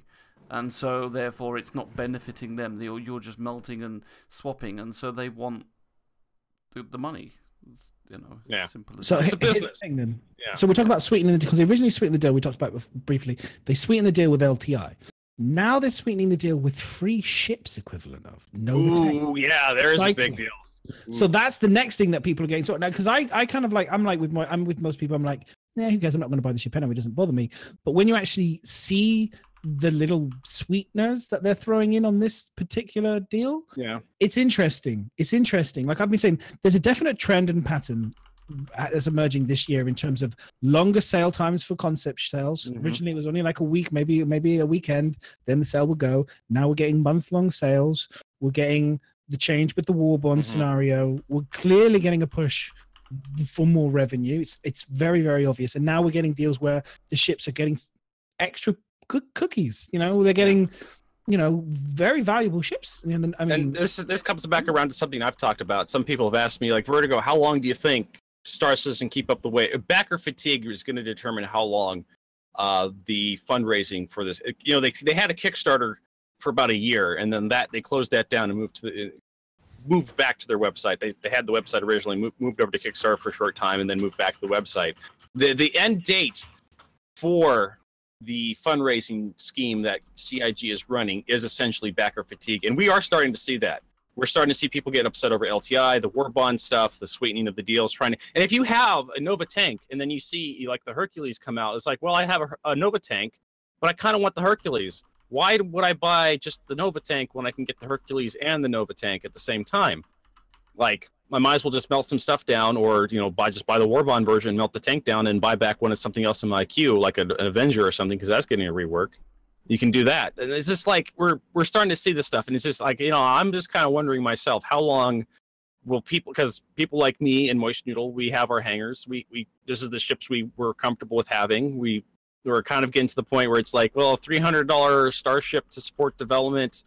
I don't know. It's just like, it's not really in the funds. Would you rather buy a $700 or what was it? The longboard you got, the electric longboard you got. Boosted board, yeah. Yeah, the boost. Would you rather just buy a boosted board? Like something that actually enriches your life versus supporting development of Star Citizen.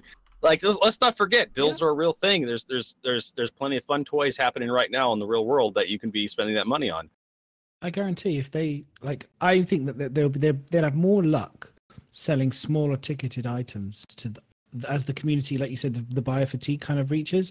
If they make quirky, cool little smaller things, smaller value, microtransactions and whatnot, skins and whatnot. That's why they'll have better luck with it in the future. Yeah, I really think as a backer, I really do think the backers are starting. I really do think the backers are getting tired of the big ticket items. Like, there's only so much you can milk whales for. Like, there will be a dedicated small group of people who will just buy whatever.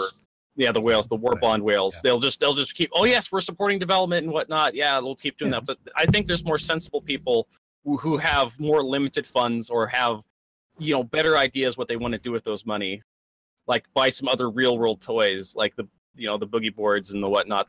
And other games. Like other games. You want to buy other games to play? Yeah, I'm enjoying BattleTech right now compared to Star Citizen. Like, let's not forget, there's other games that are releasing every day.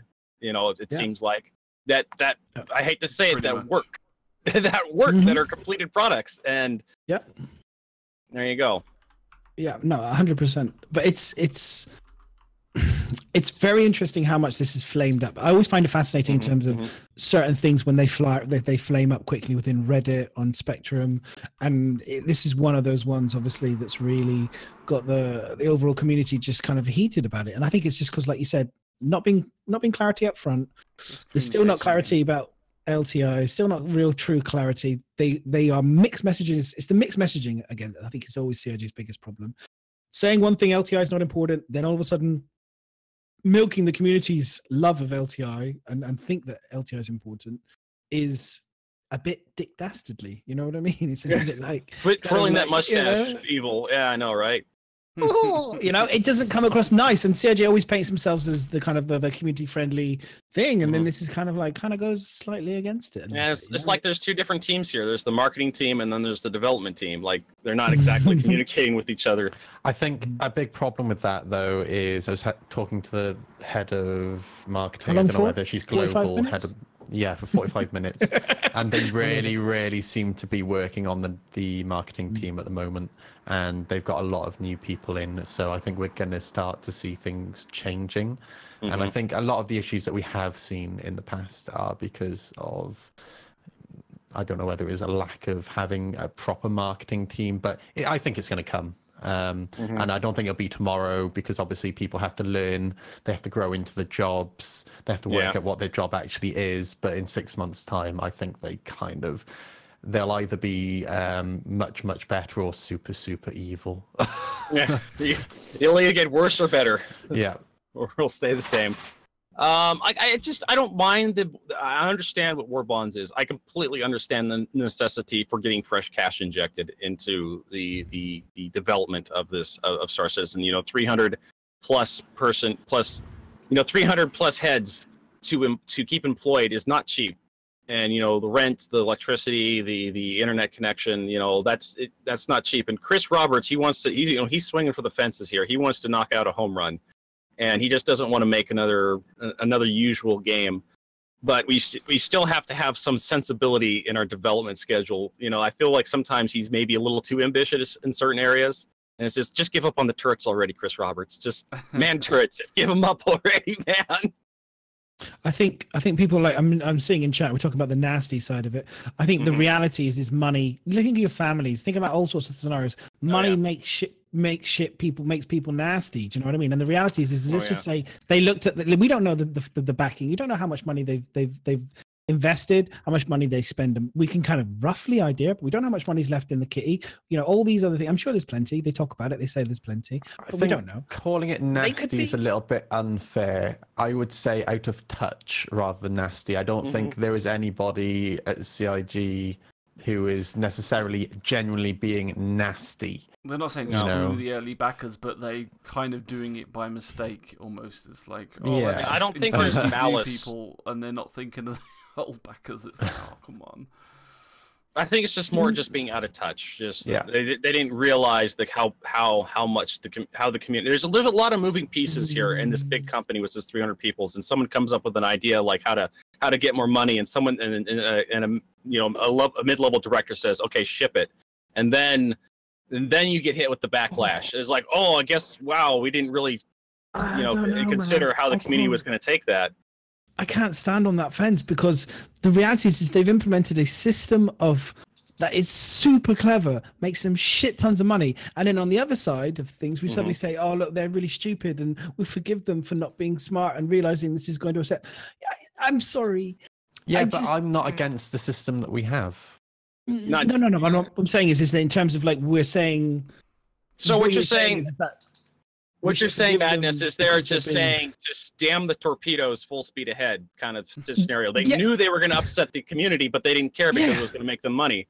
Yeah, absolutely. It's money. Money makes you need money. They need money. And at the end of the day, when you have the blinkers on and you're just focusing on the money, and they just they're like, well, people are going to be upset about this, but we need the money. But they need the money. Yeah, I suppose. Honestly, they're so intelligent on so many things. I don't believe it. Honestly, there's a great quote where someone says, "But if you believe the world, everything is planned." I firmly, it's just. I'm sorry. I just think they're too smart not to know that this to a degree. This would upset the community. Yeah, they know. And also, like I said, to switch, they've been talking about LTI for ages, and then you switch onto Warbonds and deliberately come on. Somebody somewhere must have gone, someone somewhere, one office meeting must have said, guys, this is probably not like, people really like, I can't imagine it not happening. I can imagine them going, shh, shut up. Don't you there, what's your name? Pack your bags, get out of the office. Clean your desk up. You're out by the end of the day. Shh. No one's hearing, you know what I mean? I just don't believe it. I'm sorry. Well, I like I said earlier, I genuinely am done. I'm not spending any more money on ships. Yeah, maybe if they start doing some micro stuff, I'll be interested. But I'm not spending hundreds and hundreds of dollars each time. Yeah, and I wonder if they're going to see that, and whether it'll change again. If people aren't buying stuff because they feel, tainted by this or whatever, especially older backers, because of where it feels like they can't get what they want. It's not even that I'm tainted. I just have the ships I want. I genuinely have no interest in Idrises or Javelins or Polarises. Unless something comes out that you really want, then it changes again. But I have ships for the roles that I'm interested in. But I think that's what some people are moaning at, though, in terms of like older backers, because they might have bought something when there was obviously a lot less available. And then that money is then not worth the same as the Warbond money. Because this is such a hot topic, guys, and everyone's interested. Let's hear what you guys in chat have to say. So you got the questions from there. So I've noticed we've had a few questions, people throwing them in. Let's engage the guys in chat and see what Let's just see what they think. See we want anything from you guys. You can exclamation. You can put question. Obviously, just chat. Either do the form. We'll go through it. You get priority on the form, but we'll try and pick up on people that put question in brackets in chat as well. So let's have a look and see what people are. See if we've got any kind of things on chat. Because I know Tutamon, who's one of our patrons, he wanted to talk about this as well. He was kind of he doesn't like it. He thinks he doesn't like the way that the CIG's kind of attitude has been changing on this. He felt they were going from the nice kind of CIG, helping people, be able to upgrade just because, be able to CCU and change their ships and all this sort of stuff. Thought that was really nice and supportive of the community. And then all of a sudden it's like, oh no, now we're charging you for doing these CCUs. Oh, now we're also wanting you to spend more money on Warbond for LT. It's that change that they think they're finding it a bit like, oh, that's a bit nasty. That's one of the reasons. That's another reason that's kind of slowed down my my purchasing of CIG stuff. It's just the goalposts have moved over the years, no doubt. So, question from Ben. He says, business changed. He asked about. He says, do you guys think the next concept sale will have Warbond only LTI? Yes. It looks like, I think either they're testing it right now or they're just going to push again. Damn the torpedoes, full speed ahead. They're just going to try to push through the community's outrage, and then this is going to be the new normal, and everybody's just going to have to accept it. Or they're going to try to massage it a little bit, and then just try to find some way to work LTI Warbond only in there somehow. But I definitely think they're going to. This is the new normal.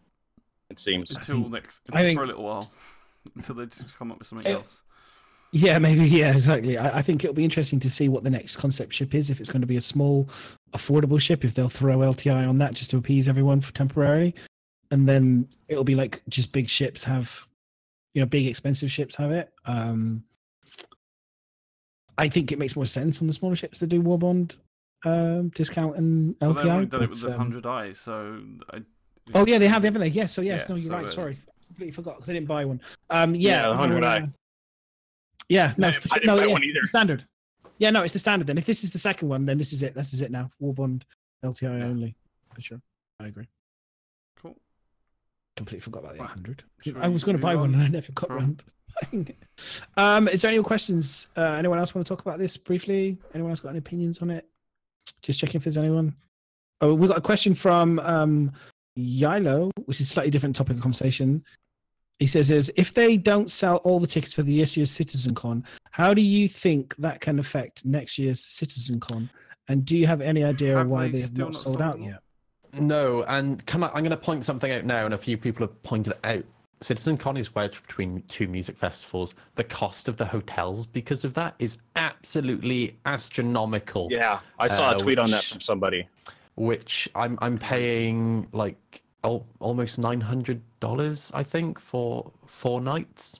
Yeah, if you want to sleep next to cockroaches, you're spending over $200 right now in Austin for that area, for that time frame. Holy shit! Yeah, So I think a big problem and something that's causing the sale of the tickets to be quite slow is mainly because of hotels. Is there still more premium tickets available? No, it's premium's out, I they've got believe. So There's completely club finished tickets those. if you want. Okay. No, I didn't know whether, because like I presumed that the first ones maybe didn't sell out because people were waiting for the next batch of premium ones to come out. So like a lot of them didn't just shift straight away because it's like, well, I'm going to keep holding on until they're all completely sold out. So if they've all sold out, then yeah, that's so. There's the fact that it's midweek as well. I think it's putting people off as well. So it's not so good. So do we think it will affect next year's one? Hopefully, in terms of they look at it and go, well, why didn't we sell the tickets? Let's get feedback, and not make the same mistake again. Look in the area around, check to see if there are any major things going on. Yeah, major events before, maybe move it off to next week if there's anything big going on there. I mean, to be fair though, there is, well, that's sometimes easier said, and it depends on how far advanced these other things plan. But then, I mean, the fact that they picked midweek would say that they knew that it wasn't available. But yeah, sometimes you might book something and then something else big comes along beforehand, but I don't know. Sure, but they're kind of late to the party then, effectively, if we're saying that 2 music festivals are already planned for that. So they're already the third to the date, as it were. So it's like, maybe we should, again, another meeting room. Third to the date, they're stuck in the middle of somebody put their hand up and go, guys, I think we probably need to move the Citizen Cons because there's 2 music. You over there? No, shut up. No, look, pack your bags. Clean your desk up by the end of the day. You're done. Get out. Here's the box. You see the Warbond guy, and then you see the Citizen Con guy both walking out the building together. Just storming out. I told them we're gonna work. Yeah, no. So interesting. Do we know how many tickets they got left? 100 something, I think, for the normal tickets. I'm pretty sure they will sell, though. To be fair, 100 odd. So it's not that many left. Yeah. Yeah, the people just bunk with friends. But do you know what I think would make them sell quicker is that if you didn't limit it to 1 per person. Like I would have loved to have brought my partner with me. And then you just have scalpers. Account. Then you get scalpers. scalpers. By 1. Yeah. Yeah, but that's the truth. You do get the scalpers. I mean, I understand why they've done it in that sense. But then, could you not have just made another account, Moist, and then just bought it? Yeah, I'll pay the $45. So no, you don't need. Well, do you actually have to have that? So I don't know if you have to get a pay. I guess not. No, it was $35. You know, a couple weeks ago, if you were paying attention, because it was. My bad. Yeah, I don't know. Actually, you need to actually have a not a legitimate account, but like like with the referrals, you have to have spent a certain amount. So I don't know whether it's the same for the ticket. It could have been because that would be another way of them stopping someone making loads of accounts and buying loads. So you might be right there. You may well have to have a package or something at least minimum. But then 40 quid versus $900 for a hotel, I suppose. How's that make sense? And something else to bear in mind is that it gets his mate in on it. When did the tickets go on sale? Well, like immediately, almost after they announced it, wasn't it? It was crazy. Yeah, what was it? Oh, I suppose it is. Yeah, so people do have money at the moment. I think they'll sell. I also think that, like I said, 100 or so. Was it last week, that the notice between where the venue is and when it is and the tickets going on sale wasn't a lot. So it takes time to organise your time off to make sure that you can afford the hotels, the flights and everything. So they may well be, like when they gave people a hell of a lot of notice on it, then people have plenty of time to look in advance and get everything booked before the tickets are even released. This time you didn't get that. So I think they'll sell them. But like you said, I think it's people spending time working on it. So CitizenCon event, $29.48 standard access ticket. There's over 1,000 left. 1,182. Oh, wow. 1,162 left. And how many was their total? Well, their total was it 3? Was it 2,000 or 3,000 something they wanted to sell? Wasn't it something like that? Tickets available. I'll give you the link. The thing is as well is I always think you got to remember also the location as well. I mean, I've never been to Texas or whatever, but if we want people from around the world to come to locations and stuff, especially for me to come to America, I'm going to have to bring my family effectively with me, which means I want to turn it into a holiday. So I'll come to the venue for a few days, then I'll go on and have a holiday with my family. And I'm looking at Texas and I'm going, okay, Austin's probably okay-ish. But I say to my wife, I go, where would you want to go? You want to go to Austin, Texas for a holiday and spend $2,000? She looks at me like that going... Joe pretty much said the same. She goes, well, what's there? No, I'm not going there. There's nothing there. But if they did it in LA, well, they did it previously. I know they want to move it to studios, and I get it. That's fine, but you got to think a bit more strategically. If you move it to LA, and I said to my wife, "Hey, should we go?" She'd be like, "Yeah, okay, we can go to Disneyland for the day when you go in, or 2 days." Joe when you said go exactly. She goes, like, "I'll go to the LA one." I was like, oh, "It's not there though." That's the point. It's more. I can have a much easier chance to tell somebody that I want to go for this venue to go and spend the money on it, because it's a lot of money for people outside of, even a lot of money for Americans, but it's a lot of money for people coming outside of it. And you got to think like that. You got to think different. You got to think. You think of the community, think of the age group as well. It's an older group, usually with families, usually with these type of commitments. You got to get them off. To get them out there, it's going to be. You have to think differently. It's not just a bunch of 20-year-olds. I sold my family so I could get tickets to go to Texas. But it's not. It's going a to Texas. Age. It's a totally different age group. It's not the 16-year-old kids who play, console games to the 22-year-olds who ultimately have got no responsibilities, no commitments. You can just pick up and go. It's an older generation, so they have a lot more commitments. So it's a lot harder. You got to think like that. That's what I'm saying. And I just noticed that these tickets are Warbond. You can't purchase them with store credit. Yeah. Take out a loop around. Yeah. Wasn't that from the start? Exactly. But then, and also, if you get a refund on them, guess what? They turn into store credit. You can't actually get a refund on them. They refund them as store credit. So it's a wonderful world. To get that money. But it may not be great for the Brits, but for not just the Brits, but people outside of the Americas. But for those of us inside the Americas, this is a great opportunity to actually get down there, because Austin is actually not that far away from most coasts. It's damn near middle America. So depending on what coast you are, you can just hop a flight there and just land straight at the tarmac in Austin. If you could get a hotel. What the Astropub was suggesting when he was discussing this was just you get a hotel outside. Astropub actually is within Austin city limits, so he says just go to a different city and just hop an Uber or a cab or a bus into the city for the day and just head back. Or if you can find boosted board. Just every ticket comes with a boosted board. This is how you get in, folks. You stay miles away and just drive it.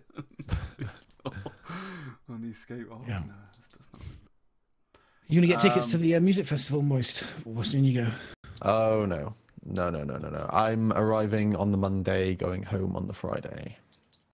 Yeah, see, that's the thing for me. It's a lot of money for just a full 4 days. I know. It really is. Right, next question. So we go through questions. It's from Miz, and it's from Yalo again. Yolo, I can't remember. Hey Miz, how do you think your insurance bill will be after the 24-hour in live launch?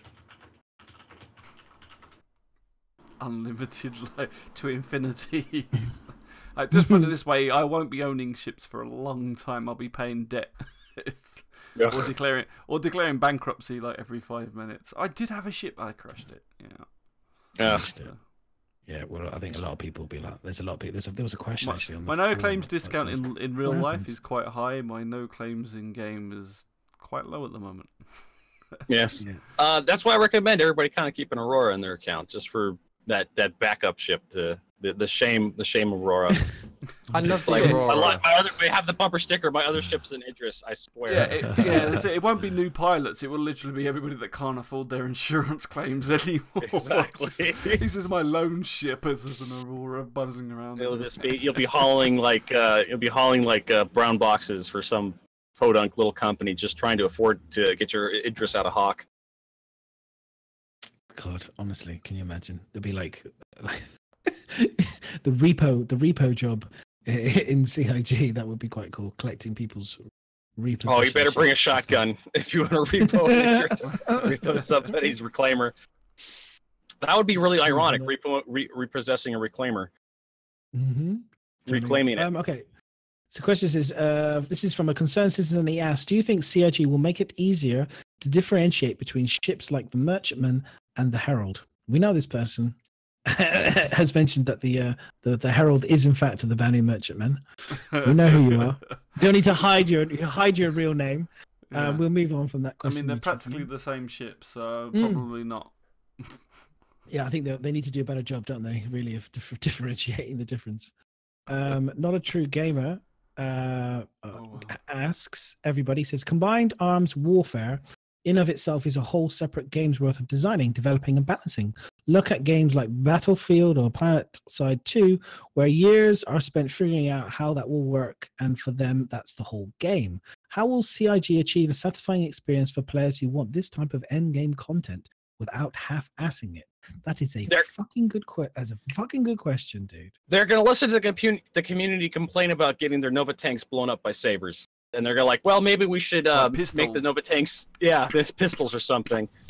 Like you think we're playtesting the game and we're helping them balance the game. We're showing them how it's all broken.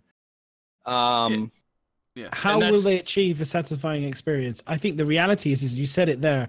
It's taken them years spent figuring it out. It's going to be the same for us. It's going to spend years. Even Star Citizen launches do not think that they will stop tweaking and balancing. No. Even 10 years release. down the road, they will still be tweaking and balancing. But that is one of the advantages we got of playing it for so early on, that they will have that sort of, even without our feedback, but just watching how it plays out and thinking, well, that's not how we want it to be. We don't want these things blowing up so easy, or we don't want these doing that. So, I mean, that is the positive for them, why they want us to play more. I think the thing I agree with you. This thing is this has always been my slight concern with this game, and this is where when we have the trolls and the griefers and all this sort of stuff come into chats. The conversation of will this be a good game is a far more valid conversation, because if CIG just keep pushing the end goal on and on and on and on and on and on, in order to try and create a less than half-assed gameplay experience, because they can't do it all, because they've taken on too much of a game to try and build everything. Because like we just said, other games just focus on one piece and make that exceptional. CIG's kind of gone, let's be a master of, everything but of nothing, effectively, And you can see it with the IFCS. Yeah. You see it with that. You bring up PlanetSide, like PlanetSide 2. Like PlanetSide 2 was people complain about how shallow PlanetSide 2, but PlanetSide 2 had a very, very good focus on infantry, mixed arms combat, but there was nothing else there besides that. It was just pretty much, you're a dude with a gun, you shoot other dudes with guns, and occasionally tanks and airplanes. Chris Roberts went so much more in his game, so much more.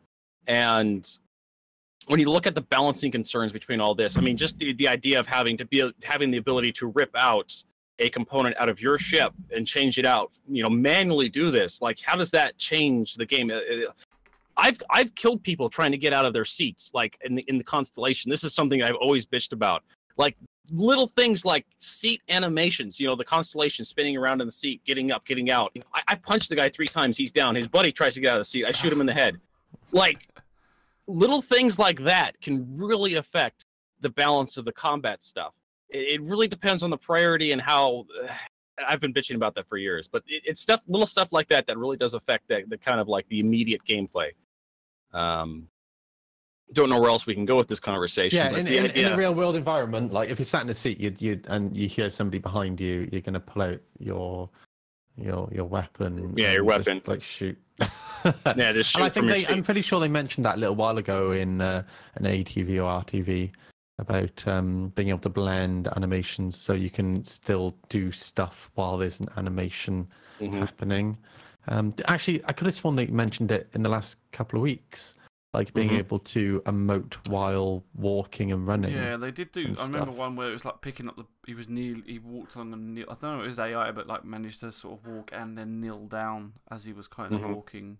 So yeah, it's going to be a bit about that, and then obviously the whole getting in and out of the cockpit at different speeds. They've given us those different options, so you will be able to get out a lot quicker on some of them. So it's Yeah, I'm getting sick of like the same 3,000, the same 3 animations you see every time you log into the persistent universe. How many of us are getting sick of getting out of that bed? Oh, please. Yeah. Just like, can I just spawn in for the ASOP terminal? I'm going to be there anyway. I generally hate Polaris these days. You've nailed it. Like, let's take that animation out for now until the game releases. Take it back in. Otherwise, we get it. You've nailed getting in and out. We get it. We're it was like that getting in the But that was what made getting in and out of the Aurora even more annoying when you went in the bed, because it didn't just get in the bed and think, oh, that's okay, I'll get out. It took ages. I just crawl in the bed, spin around, shut the... Oh, for God's sake. And then you have to wait for your... And, like, have you gotten to the Cutlass bed yet? Because your dude actually has to have to fluff his pillow, and he has to kind of do this kind of animation. Then then you get the option to get back out of the bed. Like, there's literally an animation for him to get comfy in the bed before it lets you do anything. Oh, wow. Yeah. A little flair in there. Let us cancel this shit. You're like, let us. I regret getting into bed. I regret consenting to this animation. Oh. Right. Yeah, good luck with that one. Good luck with that one. So yeah, like where did I interrupted Madness on this one? But yeah, the PlanetSide 2 had a very focused gameplay. The MMO that is Star Citizen is going to have a very broad appeal, and that's when you talk about balance or whether it's good game. And I've said this before, that I think some people are building Star Citizen in their heads to be something it's not going to be, and they will probably be very disappointed in what the project is going to be, because and I'm very concerned about how a lot of these different systems are going to interact, specifically with the idea of PvP being mixed in with everything. And we kind of know when you let people be able to mess with other players, generally the interactions are not very positive. Yeah, I completely agree with you. I pretty much say this on the podcast every week. When Star Citizen actually releases, there's going to be a big chunk of the community that are going to be disappointed because it's not going to be what they want. And we just have to brace for that. I mean, worry is that it'll be forever delayed forever. Delayed forever. Not the delay, but in terms of you've done some of the combat and said, this isn't type of thing I like, and you're like, I'm worried that when the game's released I don't actually like it. That's the worst thing, especially for those that have spent an absolute fortune on it, and then it comes out and you're like, shit, I don't know. And that's what I'm worried about. Like, some people spend quite a bit of money on their hangers, and it's just like, we don't have the full picture. And I do appreciate that the CIG team does listen to the community when it comes to gameplay design and stuff like that. I mean, putting past the current concept sale debacle and Warbond and all that, you look at the Cutlass and how they what the Cutlass was, how it turned into, and then the rework came out. It's a great ship. I consider it the party sampler of Star Citizen. It's like, it has all the wonderful stuff that Star Citizen embodies, multi-crew, cargo, transport, dropship, combat. Got all this wonderful stuff in it. But we start to look at how that doesn't have the toilet. Well, you just open the side door and just drop your britches. Just literally drop a deuce on somebody. But you look at how all these other systems, heat, power, component, subcomponent, shipware, insurance buyback, repairs, maintenance on your ships. A lot of this stuff feels like a fun tax. Like, having to maintain your ships it gets in the way of combat. Could be amazingly fun.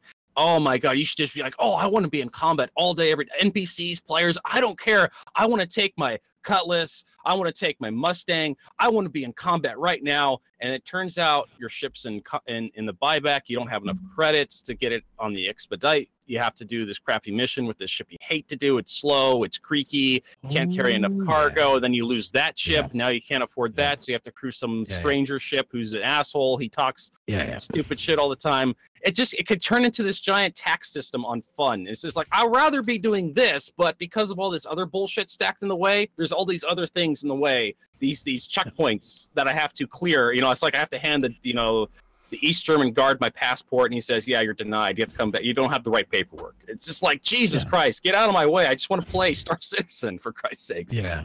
No. And do you know what? I think you've absolutely summed up a lot of kind of like the worries and the concerns I've had over the last kind of year. I think going from 2.6.3 into 3.0, we can see it currently with the flight system, getting to locations, going from a system where you point at a thing, you jump to it, you get there, you look at another thing, you jump to it, you're done. Do you know what I mean? To a system where you got to look at your thing, you got to go to here, you got to scroll in, you got to zoom in, you got to go here, you got to mark this up, and you got to jump to this.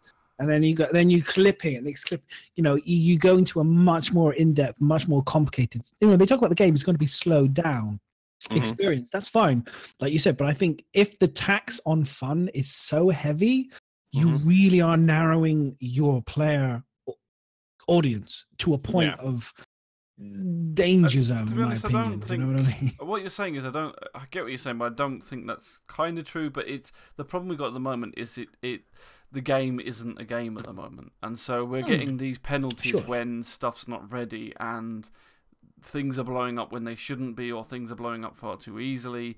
And while everything's not functioning, these are hindering just gameplay, hindering us actually just testing mechanics, testing the game. And it feels like, and I've said it a few times, like the insurance thing, that it just shouldn't be in at the moment, or just put it on the so basic that you get your shit back straight away. Yeah, and that's why there was that huge outcry.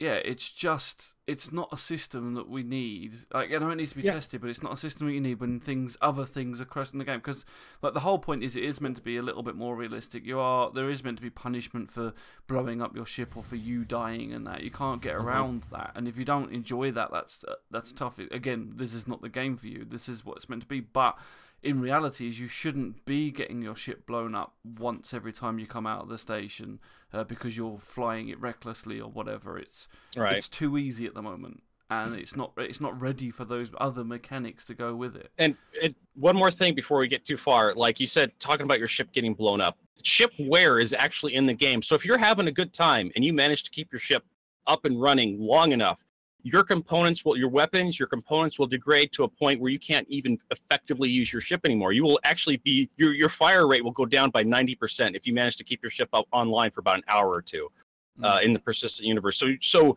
these systems are in the game right now. Before you wait, go back, because you made that sound like that was a fact. Have you actually got? Is that actually true, or is that actually? Yes, there's ship component wear is actually in the game. If you manage to keep your saber, and I love combat. I love flying combat. You pull out your Super Hornet, you go into combat, and you just keep doing combat missions over and over and over and over again. And then you suddenly start realizing your guns start firing slower. Even in Arena Commander, you can notice this after the end of about 30 minutes. At the end of Vandal Swarm or Pirate Swarm. It's not just power management, though, isn't it?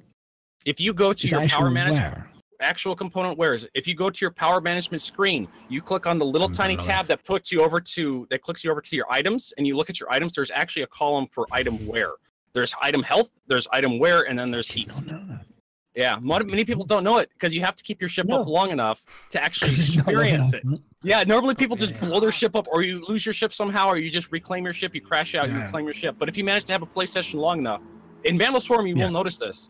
If you go about 30 minutes in a Vandal Swarm or Pirate Swarm, you'll notice that if you keep your ship, if you haven't died yet, if you haven't taken a significant amount of damage, towards the end of the Vandal Swarm, you'll notice your guns be firing much slower. Even if you've taken no damage, it's because of component wear.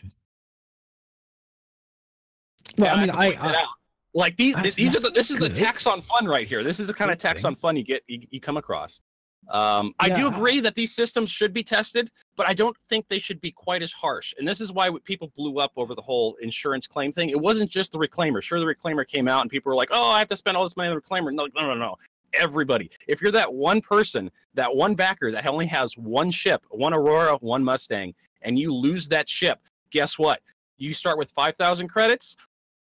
There's a good chunk of your starting credits gone, just in a crash. Or maybe you flew out, picked up some cargo, flew back, crashed, suddenly you lost most of your cargo. If that cargo was fairly expensive, there goes all your starting credits. And now what? How are you going to make money now? You're going to have to wait, 5 minutes. Swabbing the deck, sonny boy. Yeah.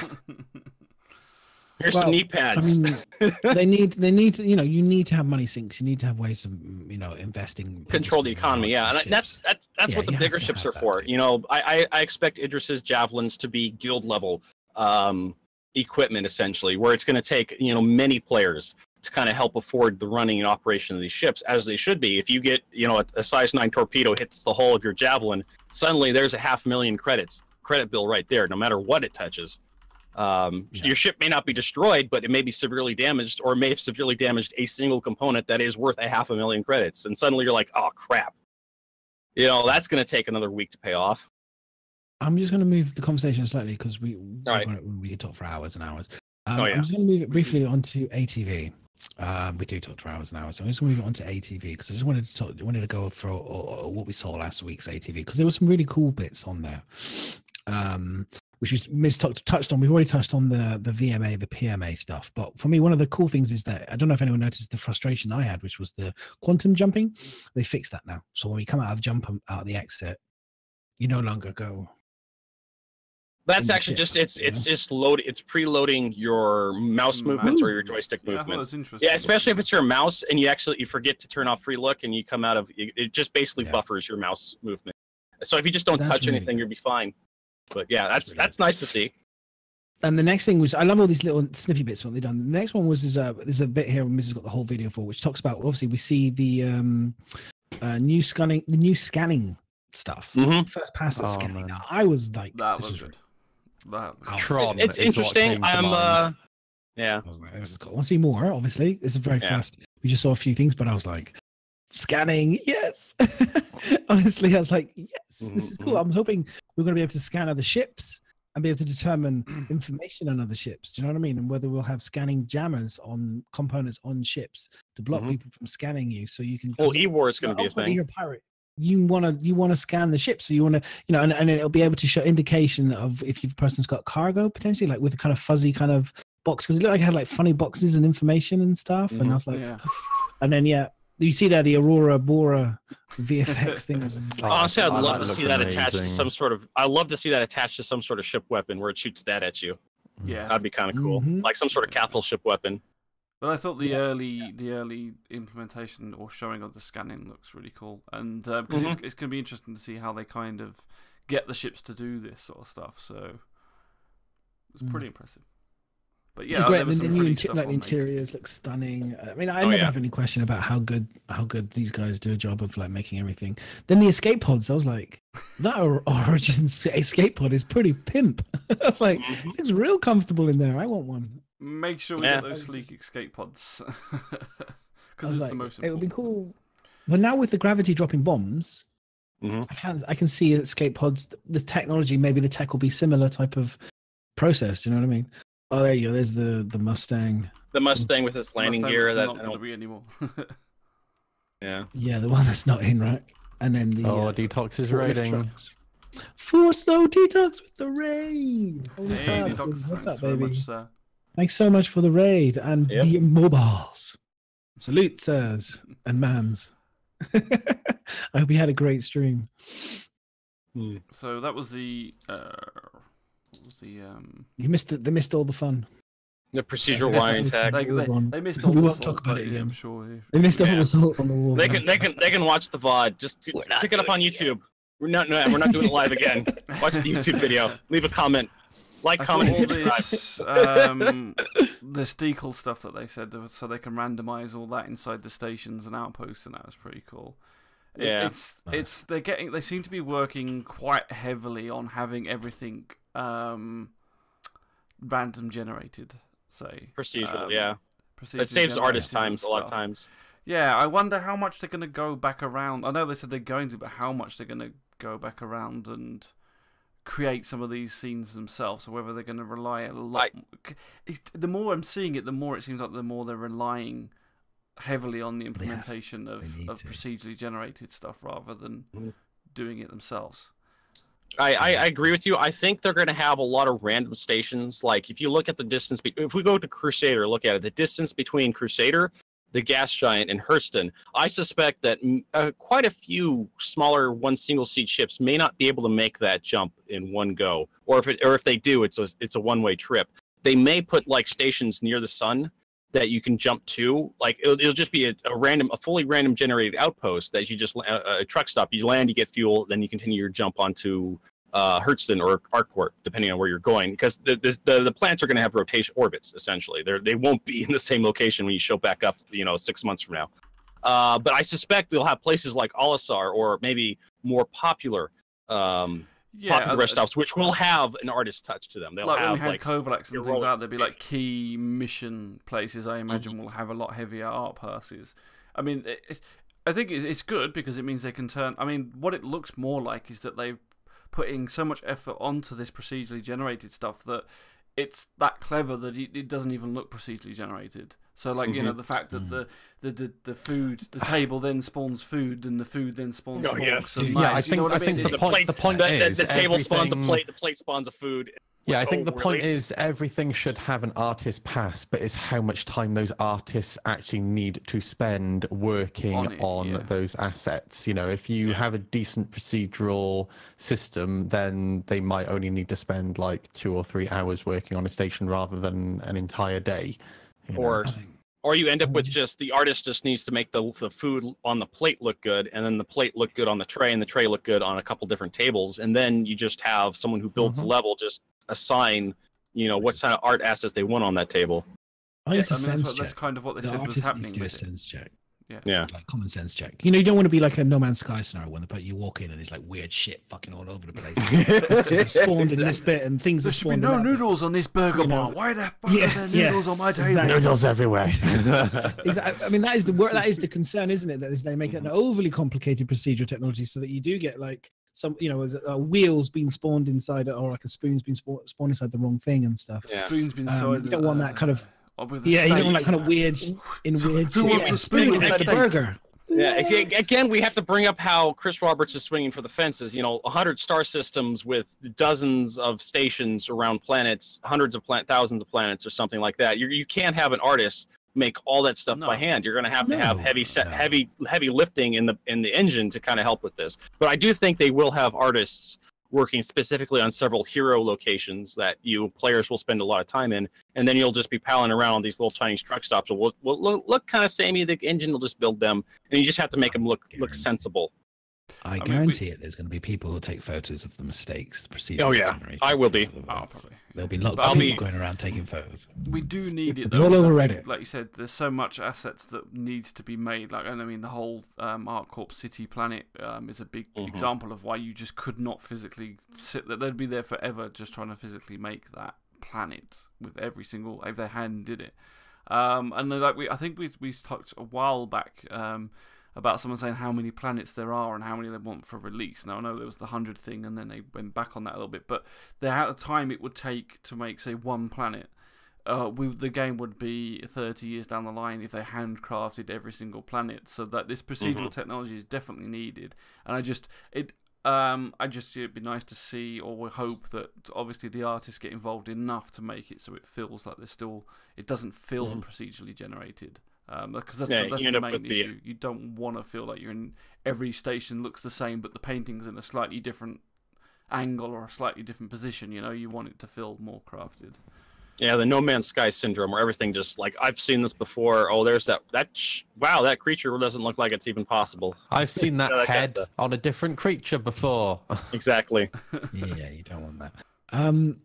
The Hurricane was on ATV, so they talked about it as the Hurricane. We a lot of people.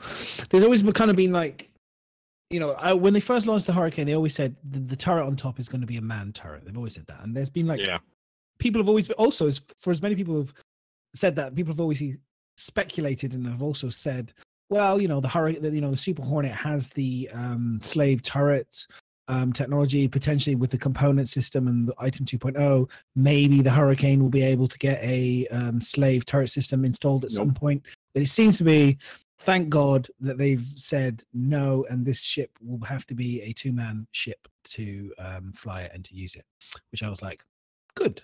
That's a good thing. I think otherwise you're just getting a more powerful Super Hornet. Yeah, you're just more powerful. Like I'll trade I'll trade shields and armor for more guns just to kill the other guy faster. I'm like, one volley, he's dead. I signed up. The best defense is a good offense. Yeah. I mean, if you're a good pilot, and if they had slaved the turret on the Hurricane, like damn, like a saber on top with 2 size 4s on the front. Like Jesus, like crazy.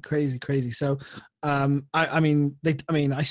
my problem with it is like, well, okay, so a lot of people were hoping for that. Maybe some people obviously get rid of it. Will the game experience of that ship still be awesome? Like, you know, awesome. Do you think you and your mate turrets being so poor? Oh God, here's the thing. Like turret gameplay is going to be heavily wrapped up in network and engine stuff. I think we talked about this before we went live. I don't think the Hurricane is going to be a fun ship to fly until the network code gets better, the engine gets better, and they figure out turrets. It's going to be 1-to-1 mouse movement for the guy in the turret, and you're going to have to fly a very specific way to make it work. If you're going to be dogfighting against larger ships, I think it's going to be great. But they talked about having one or two Hurricanes take down an Idris. Not with the way the shields and armors are working now. In our little dogfight last night. I just struggle, like, why? Like, okay, here's my scenario. Okay, I'm a group of people. We like combat. We're combat pilots. We got a pirate org. The Hurricane's designed ultimately to really just smash soft, easy targets, from what I can see. Okay, it's not really great for dogfighting and engaging with other people. That's great. That's cool. But why would you take a Hurricane if you're gonna have two people? Why not have you and your mate both in sabers? You've got a huge amount of firepower with 2 sabers. You've got 8 guns there, size 3s, all hitting the same target. You're more maneuverable, and if one goes down, the other person's still there to be shooting the target. You know what I mean? And I felt like that's always going to be an issue with the turrets things, though. It's always like, well, why? This is a 5-man crew, but for some of it's for the turret. Like, why wouldn't someone else take another ship I got the perfect answer to this problem. The fun tax. Your mate's got a saber? Nope. His saber's on the. He's got a 50,000 credit buyback on his saber. Okay. So now he's flying. No, I got a Hurricane. Let's take that. You don't got a ship? We got a Hurricane. We got a Hurricane. I just the just in case have ship. 20 sabers. The truth is, people just have. Your favorite ship, if you're a combat, you'll just have 20, 30 sabers, or whatever it is. That's if that's the way it goes, and you have to have lots of them, you'll have lots of them. You'll work hard and get loads of them. So you'll always have one ready to go. I don't know. I was straight. And they talked about, like, when you fly up next to it, then you'll be able to strafe and then shoot, or not strafe. So you won't have to strafe like a saber. You'd have to decouple and then go look to the left. And I'm like, well, if anyone's done it, it's not that difficult. And, like, seriously, yeah. I mean, I'm told they've done recently with the changes, which I fucking hate. The saber no longer seems to strafe like it used to. But yeah, it's just like, I don't know. Yeah, I can press a button, decoupled, and I can turn to face the caterpillar. I guess it's designed to take on larger ships like the Constellation caterpillar class. So I can just do that. Caterpillar, yeah, those larger style ships. Large class ships. You could just do that with a Super Hornet Saber. You could just hit decoupled and just use your right next to it, and you don't need to do the hit turret thing. I just don't know where it fits in. It feels like Chris Roberts wanted a turret fighter in his game. Yeah, and I don't know. What I mean? I know. Just really think about it as a ship now, and you just think, well, if it did have I don't want the slave, but if it did have the slave turrets, then I think it would be more appealing and more people would use it, because you could use it as a solo, massive gunpower, easy blow up ship. But if you don't have that, then I worry that people would just be like, oh, what's the fucking point? I'll just take 2 sabers, or I'll take 2 Hornets, or whatever. Yeah, or you'll just shove an AI crew member in there, because you can't have AI crew members. You can have AI crew members, yeah. But then the question is, I mean, hopefully the AI will be great, competent. Right? We'll wait and see. Yeah. We'll competent. See. But if I go back to, like, I have actually streamed the Wing Commander Saga. I'm up to Wing Commander 4 now. I can count the number of times I've been in a turret in any of the Wing Commander games: Privateer, Wing Commander 1, Wing Commander 2, Wing Commander 3, Wing Commander 4. The number of times I've actually switched into the turret on any of the fighters in any of those games on one hand, and every time it was used to use a goddamn tractor beam, never to fire at anything. Even with the very limited flight model that Wing Commander had, turrets were fucking awful to use. I can't imagine how Star Citizen's going to solve this problem unless they want to go back to the Wing Commander style flight model, which is you can't strafe backwards, you can't strafe to the side, you can't strafe up, you can decouple, but that's all you can do. It's a very limited flight model, but very predictable. Dogfighting was fun in those games, but it was a very limited flight model. That's the only way I can see the Hurricane working very well. Like, maybe they can find a way to get it to work. Maybe they got geniuses working for them, but I just can't imagine. Maybe I'm just not smart enough to find a way to fix it. There's lots of people. There's lots of great comments. If you go on Spectrum and stuff, there's some really smart people that say shit that I have no idea about. So I'm just like, okay, we'll wait and see. I'm all about the feel of it. People talk about, like, there's a thread about the IFCS system. There's a whole thread on PT. Like, there's a guy who's doing it. He wants information back and stuff. All I can tell you right now is, having flown with HCVertigo recently on the current IFCS, you guys have got a lot of shit to sort out again. It is the Saber has become unbelievably awful to strafe. It no longer does all the beautiful movements it used to do in terms of side strafing and boosting. The boostings are all over the place. I can't get my fucking pips on anything, barely hit anything. And if you've got guns, if you want to make guns that are lasers that require you to have consistent firepower on a target to have any impact, you need to have your fucking pips be able to stay on the target. Okay, Oh, that's the facts. You cannot have your pips going all over the place. IFCS and actually it's ESP that I have the worst problem with. I don't know. They're probably not going to keep that auto aim where it drags your ship to target the enemy ship. That doesn't feel like a Chris Roberts game to me. Like him having some sort of auto aim where it just does the aim for you. That doesn't feel like Chris Roberts. He likes skill. Haven't you seen him play with a gamepad? You need that auto aim. Yeah, some of us are getting older. Yeah, we kind of need the assist.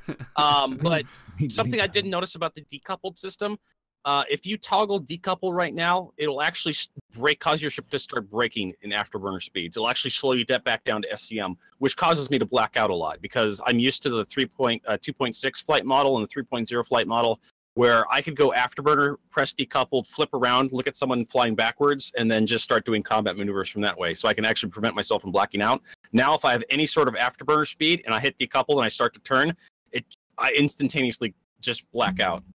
It's so funny because so many people, it's painful. It's painful having to repeat this over and over again. It's like the number of people that say to me, the 2.6.3 flight model was fucking good. Do you know what I mean? It was good. It wasn't perfect, but it was good.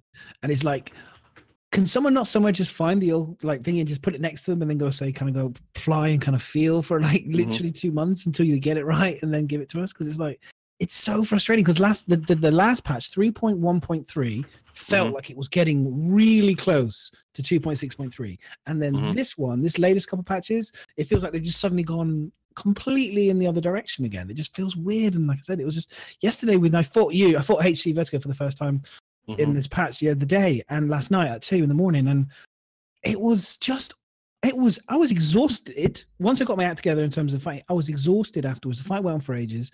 And I just couldn't get. I was running a custom standard loadout Saber with Panthers, and I just could not get the hits consistently. Yeah, Panthers, Badgers. Yeah, the shields recharge too fast. It's hard to get damage that lasts into targets. Like the shields come up really quickly, unless you have pyro bursts and you just power through the shields in just a couple of shots. The pyro bursts are definitely going to get adjusted down. But I do feel like CIG right now is just putting band-aids on a lot of stuff, like this auto aim ESP. I feel like that's driving a nail with a wrecking ball. Like that doesn't feel like Chris Roberts to me. It doesn't feel like what he wants in his game. But they're trying to patch Star Citizen together in such a way that you can play the live version and enjoy it to some degree. That's what it feels like. They're trying to kind of cover, put spackling over all the cracks. Kind of cover up all the cracks. Quality of life experience is what. Yeah, quality of life. But it really, a lot of these good, the solid fixes, the foundation needs to get fixed up, and then we can build stuff on top of that. But that really is dependent on whether. That's why I'm really excited about the core tech, not necessarily the gameplay coming this year, the core tech, because that's really what we need to really get solid fixes where they can start. They're going to be changing the flight model for next year. They're going to when they get the stuff patched up. Yeah, I think that's probably why you're not seeing some of the changes, or it's not working properly now, because they're working on something else that they know will affect it, and you're just going to balance something that you then have to change later on. It's like priorities and the order of doing it, basically. ESP works for joystick only, right? It doesn't work for the mouse and keyboard. My understanding, it does a little bit, but I don't. I should probably start using mouse and keyboard just a little bit just to see. But joystick is very useful. If you're a mouse and keyboard person, right? Okay, this is my thing to you. I know everyone hates using mouse and keyboard, but fly just a couple times with mouse and keyboard and see how you find trying to aim to hit a target with the mouse and keyboard versus the ESP system. Because there's a video, and I don't know if I linked it, sorry. There's a guy who's done this unbelievable cockpit. He's got a loadout on Reddit. Oh God, I can't remember where I've linked it now. Promotional deals. No, I can't find it. I need to link these things in colors. But no, he's done this amazing. He's got some insane cockpit. It looks like a proper airplane. It's on YouTube, and he's just like flying around. Anyway, I was watching his video feed because he was showing him video, and his pips was like bang on the target, barely moving. And then I was comparing. He's meant to be the latest patch, and then I was comparing it to my experience last night. And I was dialing down my DPI on my mouse, spooling up my DPI on my mouse mid-fight because I've got one of those fancy mouses that can do that, just to try and get, like I said, the pip to stay still. And it just was awful. But then I was wondering if it's the same. So if you are a joystick person, put your joystick down for just like 5 minutes, play with a mouse and keyboard and see how you find the ESP experience or the pip thing, and tell me how you find it. If you think because I'm curious, and then come back to me next week or come back to me in Discord or whatever if you're there and talk to me. I'll be very interested to hear how you find it. Obviously, you're going to hate it because it's not joystick, but just the targeting, keeping your target, if you find it easier or worse. Put your joystick. Anyway. Put the joystick down, Tim Brew. Okay, so we've got some questions again, and then we'll probably close to wrapping up, I think. How about making a turreted fighter to be a flying tank? Lots of armor, but slow and not maneuverable. That's from Lukey the Vise. That would make sense. Instead of the glass cannon, it's going to be like you could have taken the guns away, made the guns for the pilot much smaller and then put all the guns on the turret, and then suddenly it's really slow. And that's the problem with turrets really fundamentally is on the really small nimble fighters. You're fast. Yeah, you're just going to make your turret gunner sick. His helmet's going to fill up with vomit. I've tried doing it in the Super Horn. I've tried it in the Vanguard, the Cutlass. Like as soon as the pilot starts rolling and doing crazy maneuvers, like it's just too much. You get motion sick after a while. At least I do. It's just very hard to keep on target when the pilot's not talking to you about what he's doing. But I think it could work. Yes. Moist, quiet person at the bottom. What do you think? Yes. What are we talking Yes. about? I'm literally falling asleep here. I've had 3 really active days, so I'm literally falling asleep. I'm sorry. That's all right. We're going through these questions anyway. So, Not a True Gamer says, so this is what we were talking about a little bit earlier, but in reference to your comments on the 100 systems, I did some quick maths. Being generous, CIG gets 20 systems out by launch. To reach 100 systems after 10 years, that would mean the system being designed and developed and polished on average every 1.5 months. Would you accept them rushing each system to meet this mark, meaning more play space or have less systems, but each one with more character and unique content? Less. So I'd be happy with 5 systems are all full and diverse and full of shit to do and are amazing. Economy works and there's shit going on. I don't need to have massive systems. I just need to have gameplay and experience. Yes. I agree. It was only last year that I think the community was kicking up a stink because for some reason we thought we were only going to get a handful of systems, and then Chris Roberts reiterated that we're getting quite a few on launch. So I'm always about gameplay. Like art's fine and all that, but I'm well past the point of just jangling keys in front of me and then that does it. Like noise and movement is not enough. Kind of what we're saying, that with these tools that are developing. So at the moment, it's slow to make the planet, to make the moons, but with all the system tools that they're working on, which is what the basic and fundamental work is going towards, is that these systems will be a lot quicker to churn out. Not in terms of churning out with crap quality, but to churn out quicker, so that then they can get the art teams to look at them properly and make them more crafted landscapes. So it's a balance. I mean, obviously, I think most people would probably agree that they want a better crafted world rather than lots of systems, because a lot of people are not happy with. I mean, there's a lot of people that are happy with Elite Dangerous. There's a lot of people that aren't because they feel like it's just a lot of emptiness of nothing. But hopefully we'll be getting a bit of balance. Yeah, for me, I look at it like this, in this way. It's like in terms of, if you have a smaller number of systems, but you have a big community in it, it's all very engaged, very exciting. When they then come to us in a year, 2 years' time, and they say to us, guess what, guys? We've got 2 brand new systems available coming for you to come and enjoy. Could you imagine the first experience? Like, people be loading up on their exploration ships, getting super excited to be those first. They'd be like proper, like as if you're an explorer. You suddenly they open up this whole new and then you'd like go like they'd be like the new world, back in the day when people go to the new world. That experience of rushing to this new systems to claim land, to find new things. If that was to ever happen, I genuinely hope that they don't do it like that, because the one thing I really respect about Elite Dangerous is the way they do shit like that. They don't tell people it's coming. Yeah. They don't tell people it's coming. It just appears. I agree. People I would be if they could tell us like, hey, we got exploration, right? We got a whole new system coming, and they don't tell us about the 2 other systems. You have to find the jump point for one of them, and the other one just the jump point. Yeah, that's cool. I love that as well. Yeah, like it's all like any announcements like that done within the in-game lore, Yeah. because that's what they do with Elite Dangerous. Like there will be a news article about some sort of organization that has found a wormhole to some sort of system, and then that's the trigger that sends people to that wormhole. You know.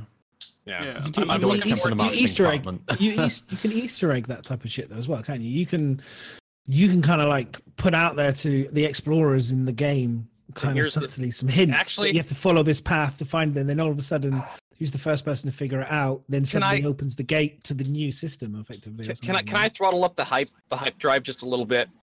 With how much procedurally generated stuff we may have, and I hate to mention EVE Online, we may have something similar to wormhole systems in EVE Online, where we just have a procedurally generated system, and you discover everybody perks up. Yeah, you may have a procedurally generated system that you just discover one day and it only lasts for so long. Yeah, the jump point only lasts for a couple of days, and you get a countdown, and your org gets like a swarm of locusts. Everybody tries to mine the system out. It's like just a handful of planets and some asteroids. You try to mine the system out as quickly as possible before the jump point collapses, and then maybe you find the jump point again a couple of weeks later to that system.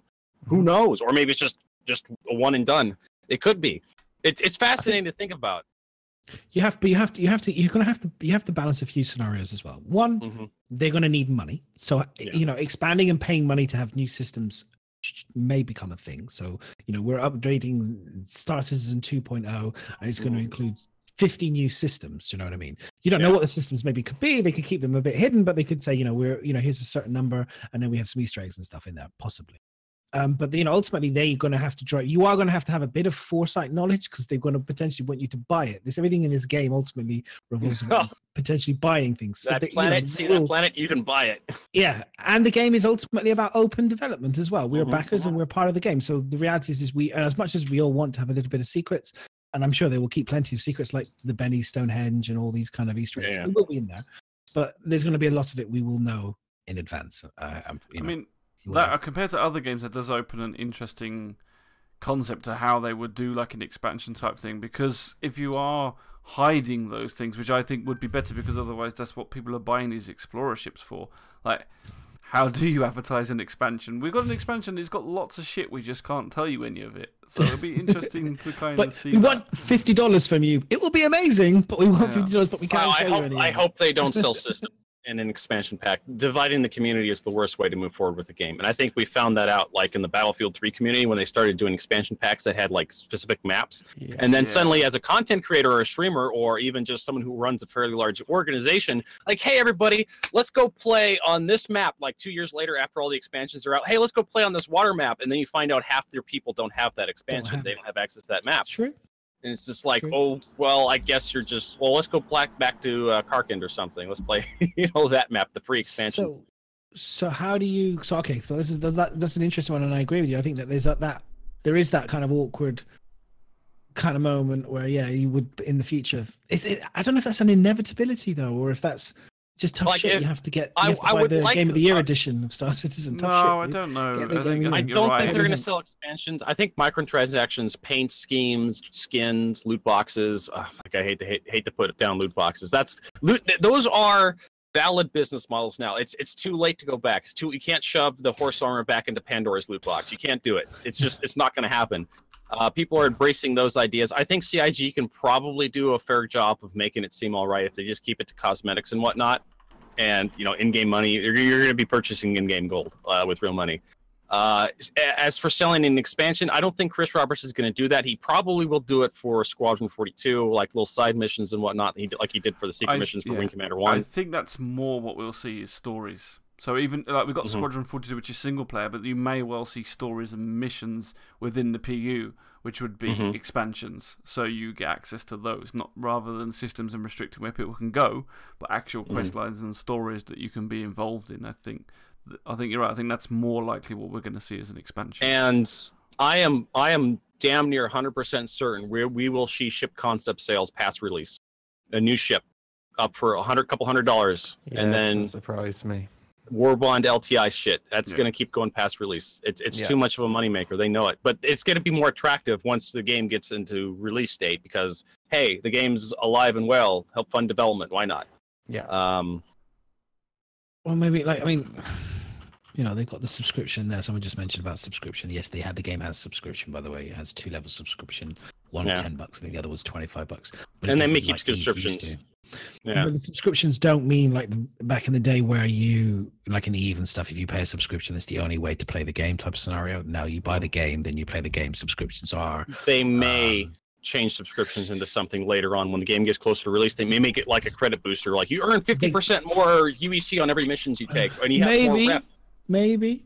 Keep I that think they've got to be money careful. Got to be very careful on this one, because obviously this would be That the burning changes bush of all burning bushes. Yeah. You know what I mean? If Chris Roberts was, if they changed it, because Chris Roberts was so absolutely adamant from day one, this will not have a subscription model based game like Eve and all that stuff. If they start to wangle any sort of subscription that feels like that, holy moly! I don't want to be around Reddit when that shit goes down.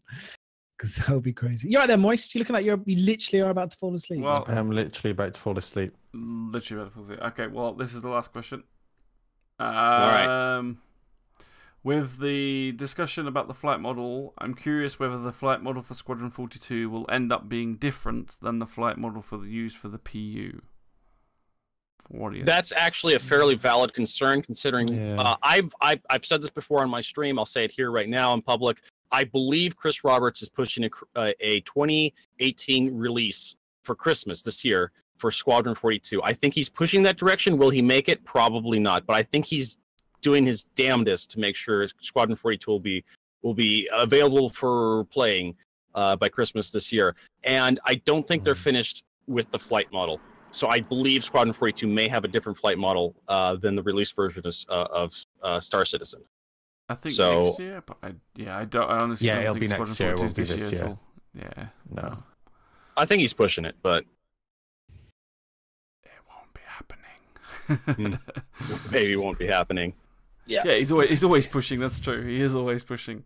But no, honestly, I don't think. I think maybe next year is what they're really pushing towards. So. Right. Any more questions? Anything from anyone else? Answer. There's no more on the form. Close that. So, otherwise, we will end it. Will we end it? End it. Because we could talk for like hours more. Oh God, yes. I'll be unconscious there. Probably should let poor Noodle get to bed. No, we're good. I think that's right. Covered. I don't think there's anything ATV calling all the devs. Like I said, was pretty. Reverse the verse was just kind of. Someone find me someone to host then. Vertigo's going live in like a minute. I will throw out that calling all devs. I do appreciate Jared hosting that show. Calling all devs has been an excellent source of information for everybody. I recommend everybody go back and watch them. I love them. Are you going live now, Vertigo? Yes, but I need my webcam. if I open OBS right now, it's gonna. I know who we should host. Grawkeys, because he was a big Star Citizen streamer a long time ago, and he went away, and he's just started streaming again. Okay. Yeah, we'll so I actually think that would be Grawkeys, nice. Let's do it. Grawkeys, but yeah. Grawkeys. I'm down for it. I'm down for spreading some love around Twitch. Because I'm just gonna be. He's a great guy. He's been away for a nice while, guy. but he's a really nice guy. Yeah, he's had a lot of issues, so it's nice to see him back.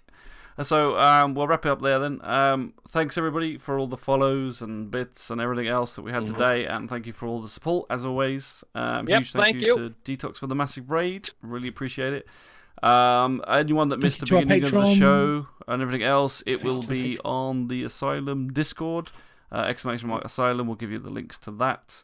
Not Discord. What am I talking about? It's going to be on YouTube. I mean, so make sure to like, comment, and subscribe.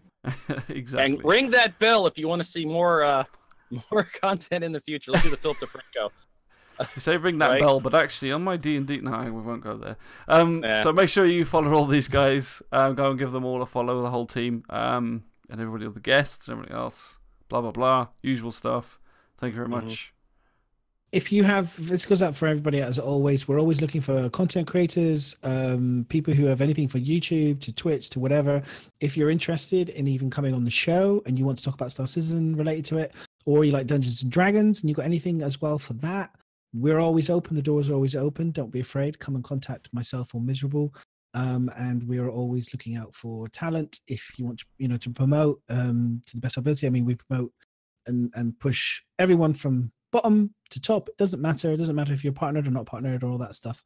We just want to have fun and create stuff. So please feel free to contact us. Like I said, and also like I said, big thank you to the patrons who are supporting us and enabling us to be able to pay for all the software and things to keep this going consistently. Just a note, I don't know, we'll wait and see, but I'm hoping the baby will be here, so I might not be around for a considerable amount of time. So yes, congratulations. Congratulations. Well, at some point, wait until it's happening. Wait till it happens.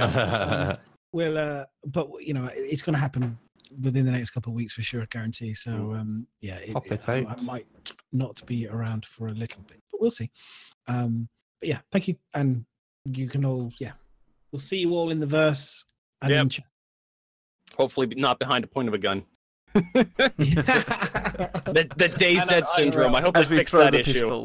As we throw the pistols, right? Okay, the raid's up. The raid's going. Make sure you copy that command. Get ready to raid Glackies for us. All go there and send our love and follow and everything else. Wow, that raid sometimes takes longer than. It does take a long time. You can check all these guys out. Have a good. And Vertigo's going live soon as well. Check them out. Goodbye. Yeah, check them out. 5 p.m. PST. I'll watch you from my bed. Okay. Bye. All right, we're out. We are. Oh.